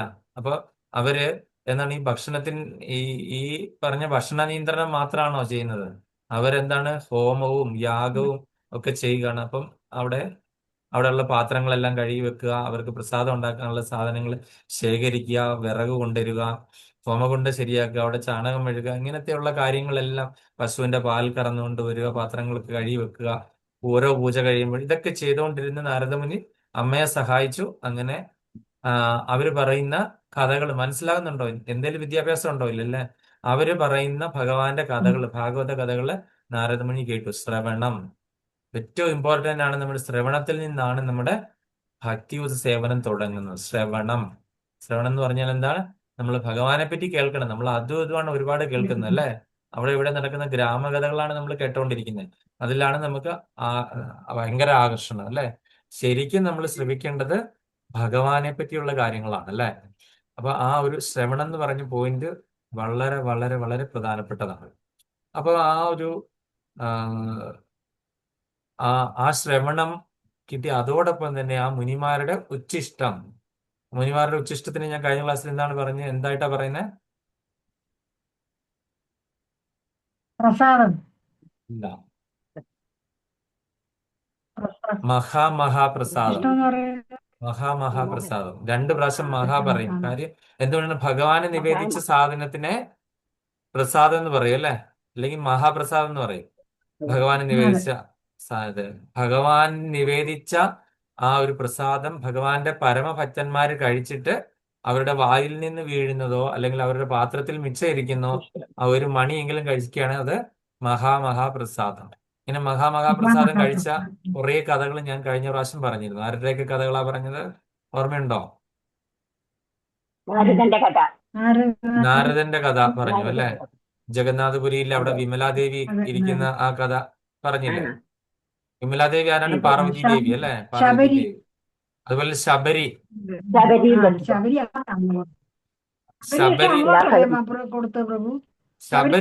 ശബരിയുടെ എച്ചിൽ ഭഗവാൻ കഴിച്ചതാണ്. ശബരിയുടെ എച്ചിലാണ് ഭഗവാൻ കഴിച്ചത്. ഭഗവാൻ അത് അമൃത് പോലെ കഴിച്ചു. അല്ല വേറൊരാള് മഹാമഹാപ്രസാദം കഴിച്ച അല്ല. പിന്നെ എന്താ നമ്മൾ ദ്രൗപതിയുടെ കാര്യം പറഞ്ഞ? ദ്രൗപതിയുടെ എച്ചില് ഭഗവാൻ വന്ന് കഴിച്ചു. ഒരു ചീരയില ഉണ്ടായിരുന്ന ചീരയിലയുടെ പീസ്, അല്ലെ? പിന്നെ മധുമംഗലിന്റെ കാര്യം പറഞ്ഞു, അല്ലെ? മധുമംഗൽ. അപ്പൊ ഞാൻ ഇവിടെ ഗുരുമഹാരാജ് വന്നപ്പോഴത്തെ കാര്യവും നമ്മുടെ ഇവിടുത്തെ ഗുരുപ്രഭു ഒക്കെ പോയി ഗുരുമഹാരാജിന്റെ കയ്യിൽ നിന്ന് താഴെ പോകുന്നതൊക്കെ അത് പാത്രത്തിൽ മിച്ചരിക്കുന്നതൊക്കെ കഴിക്കാനായിട്ട് അവര് ഒരു വാശി പിടിച്ച കാര്യം ഒരു വൈഷ്ണവന്റെ എച്ചില് കഴിക്കുക അല്ലെങ്കിൽ ആ വൈഷ്ണവന് സേവ ചെയ്യുക, ഇതൊക്കെ എന്ന് പറഞ്ഞാൽ വലിയ കാര്യമായിട്ടാണ് നമ്മള് കൃഷ്ണാഭവത്തിൽ കാണുന്നത്. കാര്യം അത്രയ്ക്കും അത് ഈ ദാസീപുത്രനായിട്ടിരുന്ന ABCD അറിയാൻ വയ്യാത്ത, സ്കൂളിൽ പോകാത്ത ഈ നാരദമുനി എന്തായിരുന്നു? പൂർവ്വജന്മത്തില് ഈ ഋഷിമാരുടെ സേവ ചെയ്ത് അവരുടെ ഉച്ഛിഷ്ടം കഴിച്ച് നാരദമുനി ആകെ മാറി. അപ്പം ഈ ശ്രവണം എന്ന് പറയുന്ന പോയിന്റാണ് നമ്മുടെ ഈ ശ്ലോകത്തിൽ പറയുന്നത്. ഈ മഹാന്മാര് പറയുന്ന ഓതറൈസ്ഡ് സോഴ്സിൽ നിന്ന്, ആധികാരികമായിട്ടുള്ള സോഴ്സിൽ നിന്ന് വരുന്ന കാര്യങ്ങൾ നമ്മൾ കേട്ട് നമ്മൾ അതേപടി ഫോളോ ചെയ്യുവാണെന്നുണ്ടെങ്കിൽ തീർച്ചയായിട്ടും നമുക്ക് എന്ത് സംഭവിക്കും? നമുക്ക് ഭഗവാനിലേക്ക് പോകാനുള്ള ഭക്തിയുത സേവനത്തിനുള്ള പാത തുറന്നു വരും, അല്ലെ? അപ്പം ഇങ്ങനെ ഈ സത്സംഗം, പ്രധാനമായിട്ട് സത്സംഗം. അത് കഴിഞ്ഞിട്ട് നമ്മൾ ABCD നമ്മൾ ഒരുപാട് തവണ പറഞ്ഞിട്ടുണ്ട്, അല്ലെ? എന്താണ് A ഫോർ അസോസിയേഷൻ? എന്താണ് അസോസിയേഷൻ? സാധുസംഘ എന്ന് പറയും. സാധുസംഘ അസോസിയേഷൻ അല്ലെങ്കിൽ സാധുസംഘ അല്ലെങ്കിൽ സത്സംഗം. B for book reading. Book reading എന്ന് പറഞ്ഞാൽ Bhagavad Gita, Srimad Bhagavatam. C for chanting. എന്ന് പറഞ്ഞാൽ ഭഗവാന്റെ ദിവ്യനാമം ജപിക്കുക. Hare Krishna Krishna Krishna Hare Hare, Hare Rama Rama Rama Hare Hare. D for diet.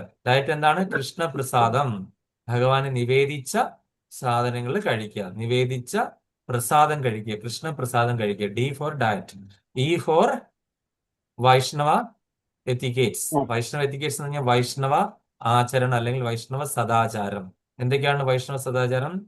രാവിലെ നമ്മൾ കുളിക്കുന്നത് എവിടെ തൊട്ട് തുടങ്ങും? കുളിക്കുമ്പോൾ മുതൽ എണീക്കുമ്പോൾ നമ്മള് വലത്ത് വശം ചെരിഞ്ഞ് എണീറ്റിട്ട് കൈ ഇങ്ങനെ കരാഗ്രേ വസതേ ലക്ഷ്മി വെച്ചിട്ട് താഴെ നിലത്ത് വിട്ടിട്ട് സമുദ്ര വസനേ ദേവി പർവ്വതസ്ഥന മണ്ഡലേ വിഷ്ണു പത്നി നമസ്തുഭ്യം പാദസ്പർശം ക്ഷമസ്തുമേ. അത് കഴിഞ്ഞിട്ട് കുളിക്കാൻ പോയി ക്ഷമസ്തുമേ. ബക്കറ്റിലേക്ക് ഗംഗാദേവിയെ ആവാഹിച്ചു. എന്താണ്?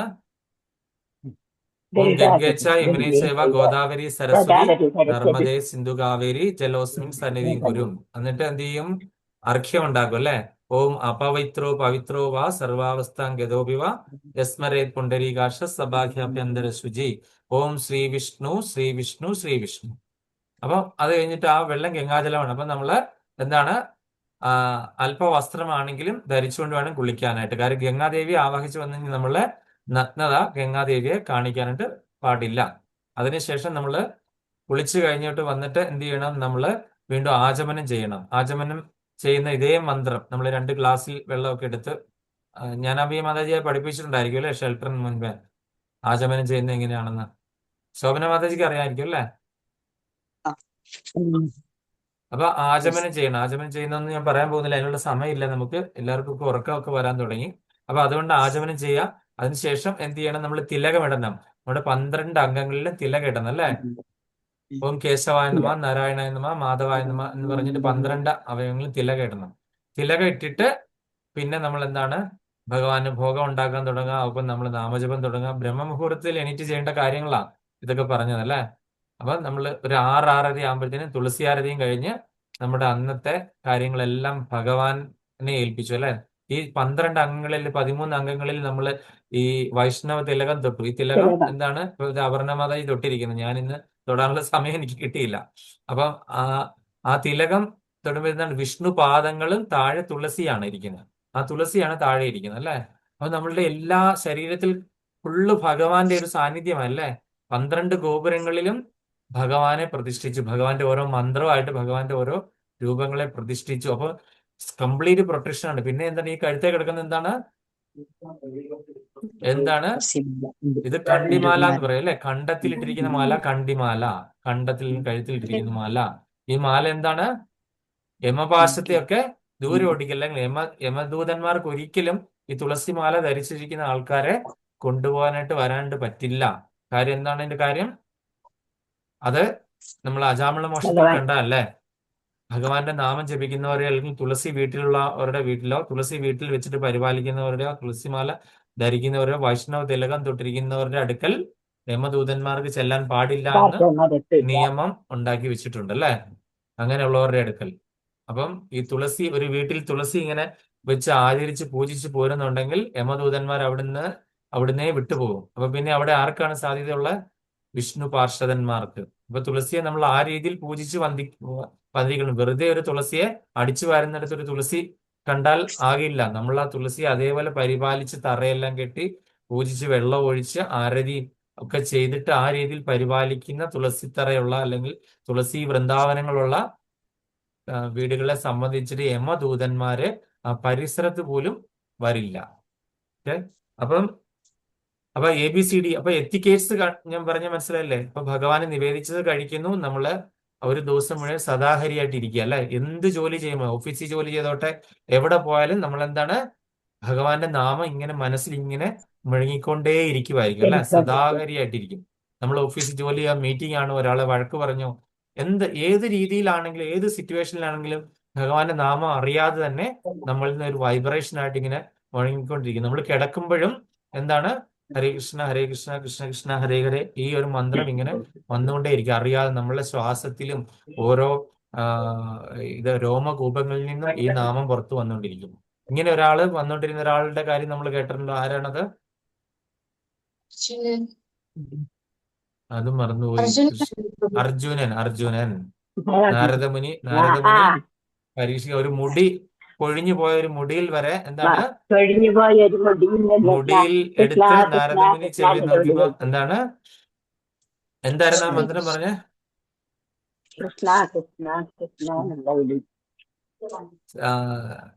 ശ്രീകൃഷ്ണായ ശരണം മമ. ശ്രീകൃഷ്ണായ ശരണം മമ എന്ന ആ ഒരു മന്ത്രമായിരുന്നു ആ ഒരു മുടിയിൽ നിന്ന് വരെ കേൾക്കാൻ പറ്റിയത്. മുടി എന്ന് പറഞ്ഞാൽ ചത്തുപോയി ജീവനില്ലാത്ത ആ മുടിയിൽ നിന്ന് വരെ കേൾക്കാൻ പറ്റിയത് ശ്രീകൃഷ്ണായ ശരണം മമ എന്നുള്ള മന്ത്രമാണ് കേൾക്കാൻ പറ്റിയത് അല്ലെ.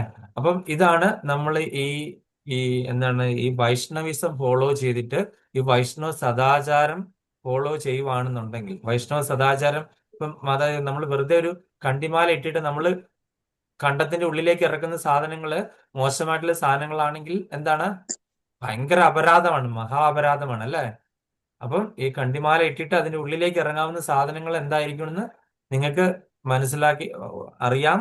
അത് പക്ഷെ നമ്മളത് ശ്രദ്ധിച്ചോണം അല്ലേ? കണ്ടിമാല ഇട്ട് കഴിഞ്ഞിട്ട് നമ്മൾ അങ്ങനെയുള്ള ഭക്ഷണ പദാർത്ഥങ്ങൾ ഒരു കാരണവശാലും കഴിക്കാൻ പാടില്ല.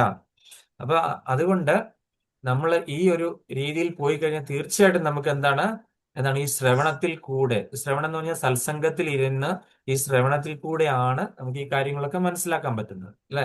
അപ്പൊ ഈ ശ്രവണത്തിൽ കൂടെ മാത്രമാണ് നമുക്ക് ഈ ചുറ്റോട് ചുറ്റുമുള്ള എത്രയോ ആൾക്കാർ ഇന്നുണ്ടല്ലേ, എത്ര പേർക്ക് സത്സംഗത്തിൽ ഇത് കയറാനായിട്ട് ഭാഗ്യം ഉണ്ടായി.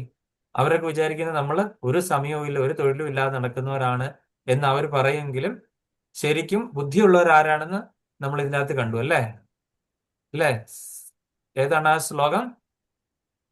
കൃഷ്ണവർണം തുഷാ അകൃഷ്ണം സാങ്കോപാങ്കാസ്ത പാർഷദം യജ്ഞേ സങ്കീർത്തനപ്രായേർ യജന്തസി സുമേധസ. യജന്തസി സുമേധസ. കലിയുഗത്തിൽ നല്ല ബുദ്ധിയുള്ള ആൾക്കാര് എന്താണ്? സങ്കീർത്തന പ്രസ്ഥാനം ഫോളോ ചെയ്യും. സങ്കീർത്തന പ്രസ്ഥാനം അവർ പിന്തുടരും. നല്ല ബുദ്ധിയുള്ളവർക്ക് മാത്രമേ അത് പറ്റത്തുള്ളൂ. അല്ലാത്ത ആൾക്കാർക്ക് ബുദ്ധി ഇല്ലാത്തതാണ്. അവരവിടെ നിന്ന് കുറച്ചുകൊണ്ടിരിക്കട്ടെ. ഞാൻ പറയുന്ന പോലെ ഒരു പട്ടി സൂര്യൻ ഉദിച്ചു വരുമ്പോൾ കിടന്ന് കുറച്ചു കഴിഞ്ഞു കഴിഞ്ഞാൽ എന്താണ് സംഭവിക്കുന്നത്? സൂര്യൻ അതുവഴി പോകും, പട്ടി അവിടെ കുറച്ചുകൊണ്ടിരിക്കുക. ആരെങ്കിലും മൈൻഡ് ചെയ്യില്ല. അത്രയേ ഉള്ളൂ. മറ്റുള്ളവർ പറയുന്നതിനെ അത്രയാക്കി കണക്കാക്കിയാൽ മതി അല്ലേ? അതായത് ഭഗവാന്റെ ആ ഒരു പരമദിവ്യോത്തമ പുരുഷത്വം എന്ന് പറഞ്ഞു കഴിഞ്ഞാൽ നമുക്ക് ഒരിക്കലും തുലനം ചെയ്യാനായിട്ട് സാധ്യമേ അല്ല. നമ്മൾ ഈ പറയുന്ന നമ്മുടെ കണ്ണുകളിൽ കൂടെ കാണുന്ന നമ്മളുടെ ഈ ജീവിതത്തിൽ ഉണ്ടാകുന്ന അനുഭവങ്ങൾ ഇതൊന്നുമല്ല. അതിനേക്കാളൊക്കെ എത്രയോ എത്ര ഉപരിയായിട്ടുള്ള ഭഗവാനാണ് നമ്മളുടെ അടുത്തേക്ക് എന്താണ് ഈ താഴോട്ട് ഇറങ്ങി വന്ന് നമ്മളുടെ കൂടെ എന്താണ് വൃന്ദാവനത്തിലൊക്കെ ലീലകളാടി ഒരു ഗോപപാലനായിട്ട് ഇങ്ങനെ വന്ന് താഴേക്ക് ഇറങ്ങി വന്നു അല്ലേ? ആ ആ ആ ഒരു ഭഗവാൻ എത്ര നമ്മളോട് വാത്സല്യമുള്ളതായിട്ടാണ് ഈ ലീലകളെല്ലാം നമുക്ക് തന്നല്ലേ, ഭഗവാനെ ഓർക്കാൻ വേണ്ടിയിട്ട് അല്ലെ? നമ്മുടെ ഈ ബാക്ക്ഗ്രൗണ്ടിൽ, എന്റെ ബാക്ക്ഗ്രൗണ്ടിൽ ഇരിക്കുന്ന കൃഷ്ണനെ കണ്ടില്ല, എത്ര ഓമനത്വമാണ് അല്ലേ? നമുക്ക് അങ്ങനെ വേറൊരു ദേവനെ കാണാൻ പറ്റുമോ? വേറൊരു ദേവനോട് നമുക്ക് അങ്ങനെ വിചാരിക്കാൻ പറ്റുമോ? ഇതേപോലെ ഒരു സ്നേഹം നമുക്ക് കൈമാറാൻ പറ്റുമോ? ഇല്ലല്ലോ അല്ലെ? അപ്പൊ തന്നെ നമുക്ക് മനസ്സിലാക്കാൻ പറ്റുന്നില്ല ആരാണ് പരമദിവ്യോത്തമ പുരുഷൻ. നമ്മളെല്ലാം ഹൃദയം കവരുന്ന അല്ലെ, അദ്ദേഹത്തിന് മാത്രമേ പറ്റുള്ളൂ ഈ ഹൃദയം കവർന്ന് നമ്മളെ ഈ അനുഭൂതിയിലാക്കാനായിട്ട്. വേറൊരാൾക്കും പറ്റില്ല. അപ്പൊ അദ്ദേഹം തന്നെയാണ് പരമദിവ്യോത്തമ പുരുഷൻ. ആ ഒരു വിശ്വാസം നമുക്ക് എപ്പോഴും ഉണ്ടായിരിക്കണം. അടുത്ത ശ്ലോകം പോവാണ്, സമയം പോവാണ് കേട്ടോ. ഞാനിങ്ങനെ പറഞ്ഞ അതിന്റെ കരം കയറി ഇങ്ങനെ പോകുമ്പോൾ ശ്ലോകവും സമയവും വരും, എല്ലാവർക്കും ഉറക്കം വരുവാണ്. അപ്പൊ അതുകൊണ്ട് എന്താണ് ഒന്ന് മുഖം കഴിയൊക്കെ, അതാണ് ചിലരൊക്കെ എനിക്കൊന്ന് സ്ക്രീനിൽ വരാത്തത്. കാര്യം ഉറങ്ങുവാണോ എന്നൊന്നും എനിക്ക് അറിയത്തില്ല. അല്ലാത്തവർ ക്ഷമിക്കുക. അപ്പൊ നമ്മൾ അടുത്ത ശ്ലോകം പറയാണ്. ഉറക്കം വരുന്നുണ്ട്. അത് എനിക്ക് അറിയാം മാതാജി, എനിക്ക് ഉറക്കം വരുന്നില്ല. ഞാൻ ക്ലാസ് എടുക്കുന്നതുകൊണ്ടാണ് ഞാൻ ഇങ്ങനെ ഗീർവാണം അടിക്കുന്നത്. നിങ്ങളെ പോലെ കേൾക്കാൻ ഇരിക്കുവാണെന്നുണ്ടെങ്കിൽ ഞാനും ഓട്ടോമാറ്റിക്കലി ഉറങ്ങിപ്പോകും. എനിക്ക് അനുഭവമുള്ള ക്ലാസ് എടുക്കുന്നതുകൊണ്ട്. സ്പീഡ് വിട്ടാ മതി പ്രഭു. ഓക്കെ, ശരി, ആയിക്കോട്ടെ. തസ്മിസ്തദാ ലബ്ധരുചേർമഹാമതീം പ്രിയശ്രവസ്യ ഖലിതാമതിർമമ യയാഹ മേദൽ സദസൽസ്വമായയാ പശ്യേമയി ബ്രഹ്മണി കൽപ്പിതം പരേ. ഹരേ കൃഷ്ണ. പത്മമാതാജി. ഹരേ കൃഷ്ണ. തസ്മിൻസ്തദാ ലബ്ധരുചേർമഹാമുനെ പ്രിയശ്രവസ്യ സ്ഖലിതാമതിർമമ യയാഹമേദം സദസത്സ്വമായയാ പശ്യേമയി ബ്രഹ്മണി കൽപ്പിതം പരേ. ഹരേ ഹരേ കൃഷ്ണ. ഹരേ കൃഷ്ണ. അപർണ മാതാജി. ഹരേ കൃഷ്ണ. തസ്മിരംസ്തദാ ലബ്ധരുചോർമഹാത്തെ പ്രിയശ്വസ്യ രഖിലതാ മതിർമമ സ്ഖലിതാ മതിർമമ യയാ ഹമേതസ്യ ദശസ്വ ഏ- ഏ- ഏയാ ദശസ്വമായ ഏഹ ഏയാഹമേതൽ സദസൽ സ്വമായയാ യയാഹമേതൽ സ്വദസ് സ്വമായ പശ്യേ മയി ബ്രഹ്മണി കൽപ്പിതം പരി. ഹരേ ഹരേ കൃഷ്ണ. കൃഷ്ണ. ശിലപ്രഭാതരുടെ പദാനുപത തർജ്ജമ ചെയ്ത് ശിലപ്രഭാത് തസ്മിൻ അത് അപ്രകാരമാകയാൽ തഥാ ആ സമയം ലബ്ധ പ്രാപ്തമാക്കി രുചേ രുചി മഹാമതേ അല്ലയോ ശ്രേഷ്ഠമുനി പ്രിയ ശ്രവ ശ്രവസി ഭഗവാന് അസ അസ്ഖലിതാമതി നിർവിഘ്നമായ ശ്രദ്ധ മമ എന്റെ യയാ ഏതിൽ അഹം ഞാൻ ഏതൽ അവയെല്ലാം സദ അസൽ സ്ഥൂലവും സൂക്ഷ്മവും സ്വമായ ഒരുവന്റെ സ്വ ആജ്ഞയാൽ പശ്യെ ദർശിക്കുക മൈ എന്നിൽ ബ്രഹ്മണി പരമോന്നതൻ പരമോന്നതൻ കൽപ്പിതം അംഗീകരിച്ചു പരേ അതീന്ദ്രിയമായതിൽ. വിവർത്തനം ഭാവാർത്ഥം ഡിവൈൻ സേസി ഭക്തിവേദാന്ത സ്വാമി ശിലപ്രഭാത് ജയ ശിലപ്രഭാത്. അല്ലയോ മഹാമുനി പരമദിവ്യോത്തം പുരുഷനിൽ അഭിരുചി ആർജിച്ച് ഉടൻ തന്നെ ഭഗവത് ശ്രവണത്തിനുള്ള എന്റെ ശ്രദ്ധ പിൻവലിക്കാനാവാത്ത വിധം നിർവിഘ്നമായി തീർന്നു. ഭഗവാനെയും എന്നെയും സംബന്ധിച്ച അതീന്ദ്രിയ അഭിരുചി പുഷ്ടിപ്പെട്ടപ്പോൾ മാത്രമാണ് സൂക്ഷ്മവും സ്ഥൂലവുമായ ആവരണത്തെ ഞാൻ അംഗീകരിച്ചത്. അജ്ഞതയാൽ മാത്രമാണെന്ന് എനിക്ക് മനസ്സിലായത്. ഹരേ കൃഷ്ണ. അപ്പൊ നാരദമുനി വീണ്ടും പറഞ്ഞു തുടങ്ങുവാണ് അതായത് എങ്ങനെയാണ് അദ്ദേഹം അവിടെ നിന്ന് ആ ദാസിപുത്രനിൽ നിന്ന് നാരദമുനിയിലേക്ക് എത്തിയ അതിന്റെ ആ ഒരു ബാക്കി കാര്യങ്ങളൊക്കെ പറഞ്ഞുകൊണ്ടിരിക്കുകയാണ്. അപ്പൊ എന്റെ ഭാവാർത്ഥം വായിച്ച് നമുക്ക് അധികം പറയാതെ ഒരു 5 മിനിറ്റ് കൊണ്ട് അടുത്തതിലേക്ക് കിടക്കാം. ഞാൻ അഭിയ മാതാജി ഭാവാർത്ഥം വായിച്ചു.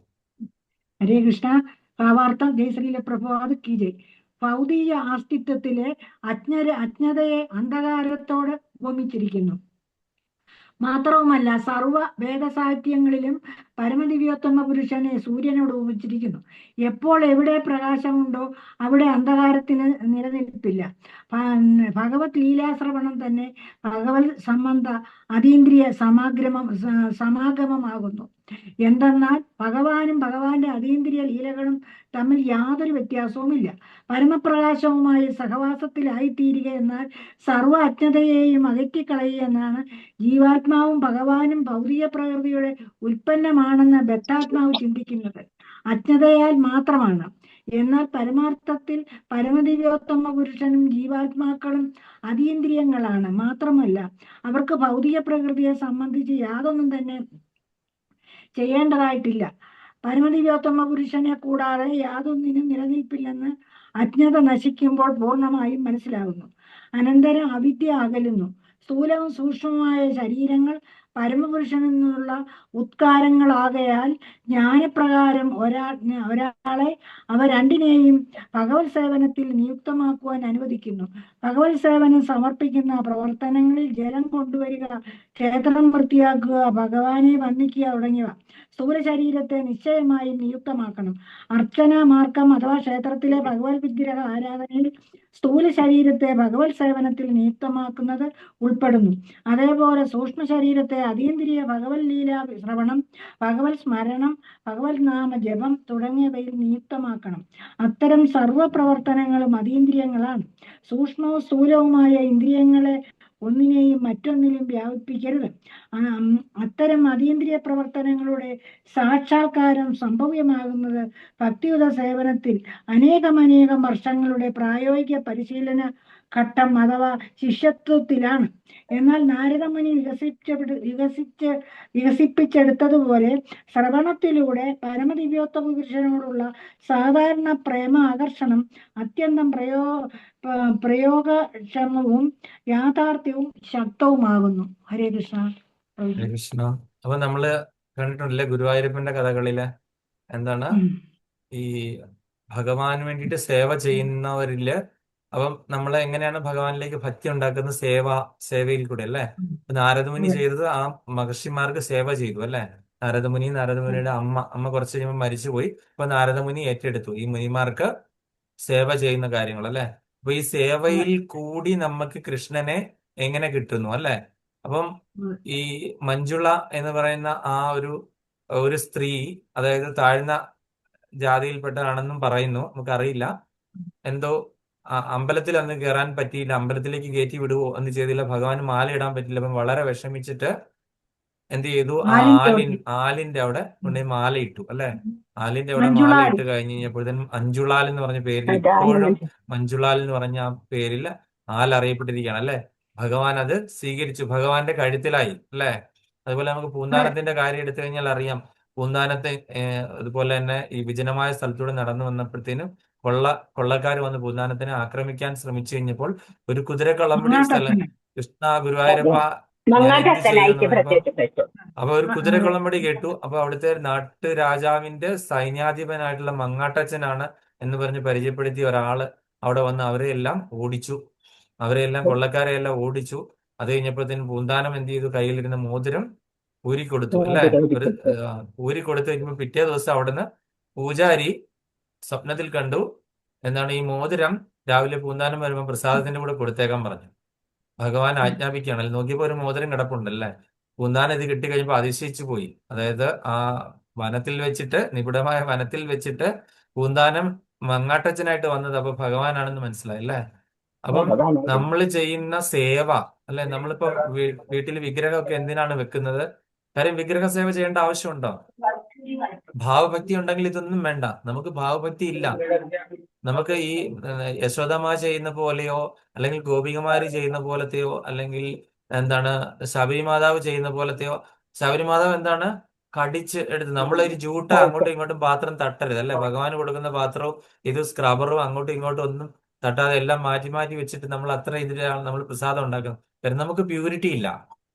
ഭാവഭക്തിയിൽ എത്തിയിരിക്കുന്നവരും പ്രേമഭക്തിയിൽ എത്തിയിരിക്കുന്നവരും അവരുടെ ഭഗവാനുമായിട്ടുള്ള ഇരിപ്പ് വശം വേറെയാണ് അല്ലെ.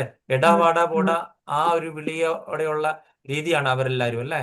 ഭഗവാനാണെന്ന് അവരാരും കണക്കാക്കുന്നേ ഇല്ല. അവരുടെ ഒരു ലെവല് വേറെയാണ്. നമുക്കത് ഇല്ലാത്തത് കൊണ്ടാണ് നമ്മൾ ഇത്രയും പ്യൂരിറ്റി സേവനത്തിൽ ചെയ്യുന്നത്. വാൾട്ടർ എന്തിനു വേണ്ടിയിട്ടാണ് നമ്മൾ ആരതിയൊക്കെ ചെയ്ത് അത് ചെയ്യേണ്ട ആവശ്യമുണ്ടോ? ആരതിയൊക്കെ ചെയ്തു, നമ്മൾ വിഗ്രഹങ്ങളെല്ലാം തുടച്ചു. എല്ലാ ദിവസവും രാവിലെ വൈകിട്ടും വിളക്ക് കത്തിക്കുമ്പോഴത്തേനും വിളക്കെല്ലാം കഴുകി തുടച്ച് നമ്മളെടുത്ത് അത്ര പവിത്രമായിട്ട് ചെയ്യുന്നത് എന്തുകൊണ്ടാന്ന് വെച്ച് കഴിഞ്ഞാൽ നമുക്ക് എന്താണ്, ഭഗവാനിലേക്ക് അറ്റാച്ച്മെന്റ് വരാൻ. നമ്മളിങ്ങനെ സേവ ചെയ്ത് പ്രവൃത്തി ചെയ്താണ് നമുക്ക് ആ ഒരു അതിലൂടെ ഭഗവാൻ എന്ത് ചെയ്യും, നമ്മൾക്ക് എന്താണ് മെർസി, ഭഗവാന്റെ മെർസി എന്ന് പറഞ്ഞാൽ എന്താണ്, ആ ഒരു കൃപ ഉണ്ടായി ഭക്തി കൂടിക്കൂടി വരുള്ളൂ.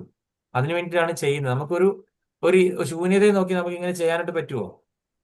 ശൂന്യതയെ നോക്കി നിങ്ങൾക്ക് എത്ര പേർക്ക് ഇങ്ങനെ ചെയ്യാനായിട്ട് പറ്റും? ഭഗവാൻ ശൂന്യമാണ് അല്ലെ, പ്രപഞ്ചാകാരമാണ്. പ്രപഞ്ചം മുഴുവൻ നിറഞ്ഞു നിൽക്കുന്ന രൂപമില്ല അരൂപിയായിട്ടുള്ള ഒരാളെ നോക്കി നമുക്ക് എന്ത് ചെയ്യാൻ പറ്റും? എത്ര നേരം ചെയ്യാൻ പറ്റും? നിങ്ങൾക്ക് ആരതി ചെയ്യാൻ പറ്റുമോ? ഈ അന്തരീക്ഷത്തിൽ നോക്കി അല്ലെങ്കിൽ കഥയൊക്കെ തുറന്നിട്ട് പുറത്തേക്ക് നോക്കി എത്ര നേരം ആരതി ചെയ്യാൻ പറ്റും? അവിടെ മാല ഇടാൻ പറ്റുമോ അന്തരീക്ഷത്തിൽ? ഇല്ല അല്ലെ. അപ്പൊ മാലയൊക്കെ കെട്ടി ഇപ്പൊ ഒരു വിഗ്രഹം അല്ലെങ്കിൽ ഒരു ഫോട്ടോ ഇതുണ്ടെങ്കിൽ നമുക്ക് എന്താണ്, ആ ഒരു ഇത് ചെയ്യാനായിട്ട് ഒരു ആഗ്രഹം അല്ലെ. എന്റെ ഏറ്റവും നല്ല ഫോട്ടോ കാണുമ്പം ഇത് എനിക്ക് മേടിച്ചു വെക്കണം, അല്ലെ ഒരു നല്ലൊരു വിഗ്രഹം ഗുരുവായൂർ പോയപ്പോ കണ്ടു, ഇത് എന്റെ വീട്ടിൽ പൂജാമുറിയിൽ ഇത് മേടിച്ചു വെക്കണം എന്ന് പറയാൻ നമുക്ക് ആഗ്രഹം. അങ്ങനെ തോന്നി ഭഗവാനോട് കൂടുതൽ പ്രേമം തോന്നുക. അതായത് നമുക്ക് എവിടെ വെച്ചാൽ എന്തൊരു വസ്തു കിട്ടി, ഇന്ന് ഇത് എന്റെ വീട്ടിലുള്ള ഭഗവാൻ കൊണ്ടേ കൊടുക്കണം, ഭഗവാന് സന്തോഷമായിരിക്കും. അല്ലെ നമ്മൾക്കൊരു പട്ട് ഒരു സ്ഥലത്ത് പോയി ഒരു കടയിൽ ചെന്ന് കഴിഞ്ഞപ്പോൾ നമ്മളൊരു പട്ട് നോക്കിക്കഴിഞ്ഞപ്പോ ഇത് എന്താണ്, ഇന്ന് എന്റെ ഭഗവാന് നല്ലൊരു ഉടുപ്പ് തയ്പ്പിച്ച് ഇടണം. അതുപോലെ തന്നെ നമ്മൾ ഉഷാമണി മാതാജിയൊക്കെ നിങ്ങൾ കണ്ടിട്ടില്ലേ? ഓരോ ഡ്രസ്സ് എവിടെ കണ്ടു കഴിഞ്ഞാലും അതെന്താണ്, ഭഗവാന് ഉടുപ്പ് തയ്പ്പിച്ചിടണം, ഭഗവാനെ പുതപ്പിക്കണം, ഭഗവാന് കമ്പിളി, ഭഗവാന് പാന്, ഭഗവാന് വിശറി, ഭഗവാന് കളിക്കാൻ പാവകള്, അങ്ങനെ എന്തെല്ലാം സാധനങ്ങളാണ് അവർ ആ ഒരു ശോഭന മാതാജി പോയിട്ടുണ്ടായിരിക്കും അല്ലെ, വീട്ടില് കണ്ടിട്ടുണ്ടോ അല്ലേ? പോയിട്ടുണ്ടല്ലേ. അപ്പൊ ഇത് ഇത്രയും ഒരു സ്ഥലത്താണ്, അത് 1 സെന്റ് സ്ഥലത്തിൽ താമസിക്കുന്നവരാണ്. എന്താണ്, നമ്മൾ ബംഗ്ലാവിൽ താമസിക്കുന്ന അവർ 1 സെന്റ് സ്ഥലത്തിൽ താമസിക്കുന്ന ആൾക്കാരാണ്. അവരിങ്ങനെ ഇത്രയും കാര്യങ്ങൾ ചെയ്യുന്നത്. അതൊരു ഭാവഭക്തിയാണ് അല്ലെ. ഭഗവാനോട് അറ്റാച്ച്മെന്റ്, ഭഗവാനെ ചീത്ത പറയുന്നു, വഴക്ക് പറയുന്നു അല്ലെ, ഭഗവാനോട് സംസാരിക്കുന്നു. എവിടെയെങ്കിലും പോകുമ്പോ ഒക്കെ ഭഗവാനോട് പറഞ്ഞിട്ടാണ് യാത്ര തിരിക്കുന്നത്. ഇവിടെ മര്യാദയ്ക്ക് ഇരുന്നോണം, ഒച്ചയും ബഹളമൊന്നും വെക്കരുത്, അടി കൂടിയേക്കരുത് നിങ്ങൾ എന്നൊക്കെ പറഞ്ഞിട്ടാണ് പോകുന്നത് അല്ലെ.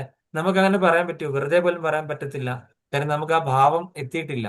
ആ ഭാവത്തിലേക്ക് എത്താൻ വേണ്ടിയിട്ടാണ് നമ്മൾ ഈ ഡയറ്റി വർഷിപ്പ് ചെയ്യുന്നത്. ഡയറ്റി വർഷിപ്പ് ചെയ്ത് നമ്മൾ മാലയൊക്കെ കെട്ടി അത് ആഴ്ചയിൽ ഒന്നെങ്കിലും എന്താണ് വെള്ളമൊക്കെ സ്പ്രേ ചെയ്ത് തുടച്ച് ടിഷ്യൂ ഒക്കെ എടുത്ത് തുടച്ച് വൃത്തിയാക്കി എന്ത് ചെയ്യണം, നമ്മള് ആരതിയും അഭിഷേകവും ഒക്കെ ചെയ്ത് നിവേദ്യമൊക്കെ കൊടുത്ത് വർഷങ്ങളെടുക്കും നമുക്ക് ഈ ഒരു അവസ്ഥയിലേക്ക് എത്തണ്ട, വർഷങ്ങൾ അല്ലേ?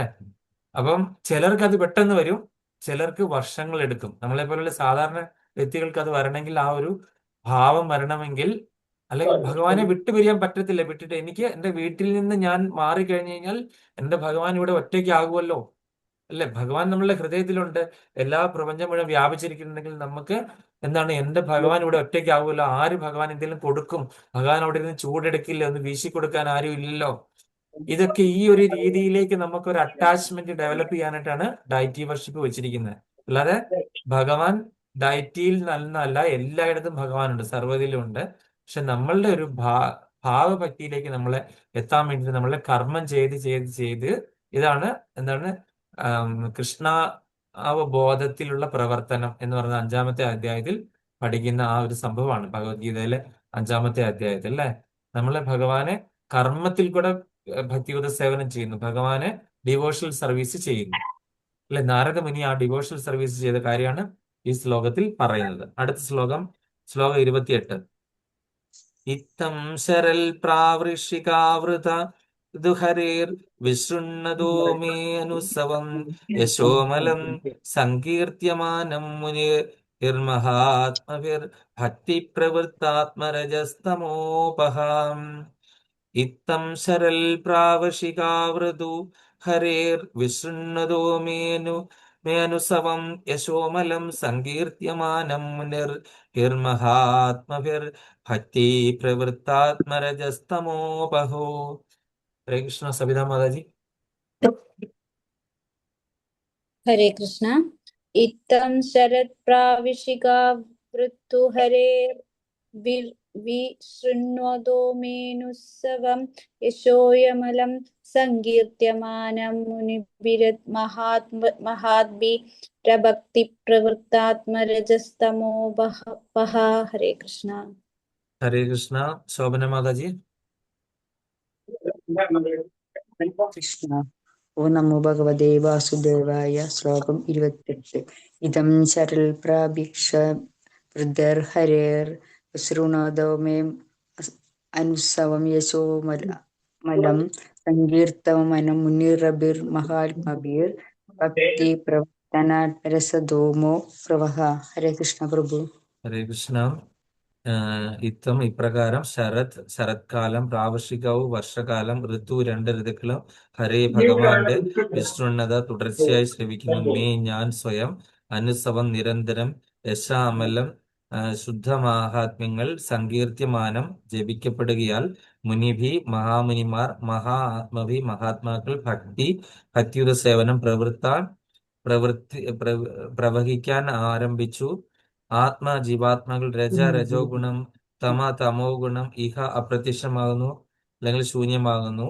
വിവർത്തനം ഭാവാർത്ഥം ദിവ്യങ്കര സേസി ഭക്തിയോദാന സ്വാമി ശില പ്രഭുപാദ്, ജയ ശില പ്രഭുപാദ്. വർഷകാല ശരത്കാലം എന്നീ രണ്ട് ഋതുക്കളുടെയും കാലത്ത് ആ മഹാത്മാക്കൾ ഭഗവാൻ ഹരിയുടെ പരിശുദ്ധ മഹാത്മ്യങ്ങളെ നിരന്തരമായി നിർവിഘ്നമായി ഗുരുവിടുന്ന് ശ്രവിക്കാനുള്ള അവസരം എനിക്ക് ലഭിച്ചു. എന്റെ ഭക്തിയുത സേവനം അനർഗളമായി പ്രവഹിക്കാൻ ആരംഭിച്ചപ്പോൾ രജോ തമോ ഗുണങ്ങളുടെ ആവരണങ്ങൾ അപ്രത്യക്ഷമായി. ഹരേ കൃഷ്ണ. അതിന്റെ ഭാവാർത്ഥം മല്ലിക മാതാജി.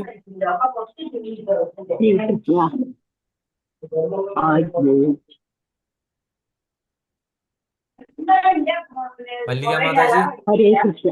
ഹരേ കൃഷ്ണ. ഹരേ കൃഷ്ണ. പ്രഭു ലക്ഷ്യയിലെടുക്കുന്ന പോയത് ഭാവാർത്ഥം. പരമപുരുഷനായ ഭഗവാന്റെ അതീന്ദ്രിയ പ്രേമയുധ സേവനം സർവജീവാത്മാക്കളുടെയും സ്വാഭാവിക പ്രവണതയാണ്. ഏവരിലും ഈ സഹജവാസന സുപ്തമായിരിക്കുന്നു.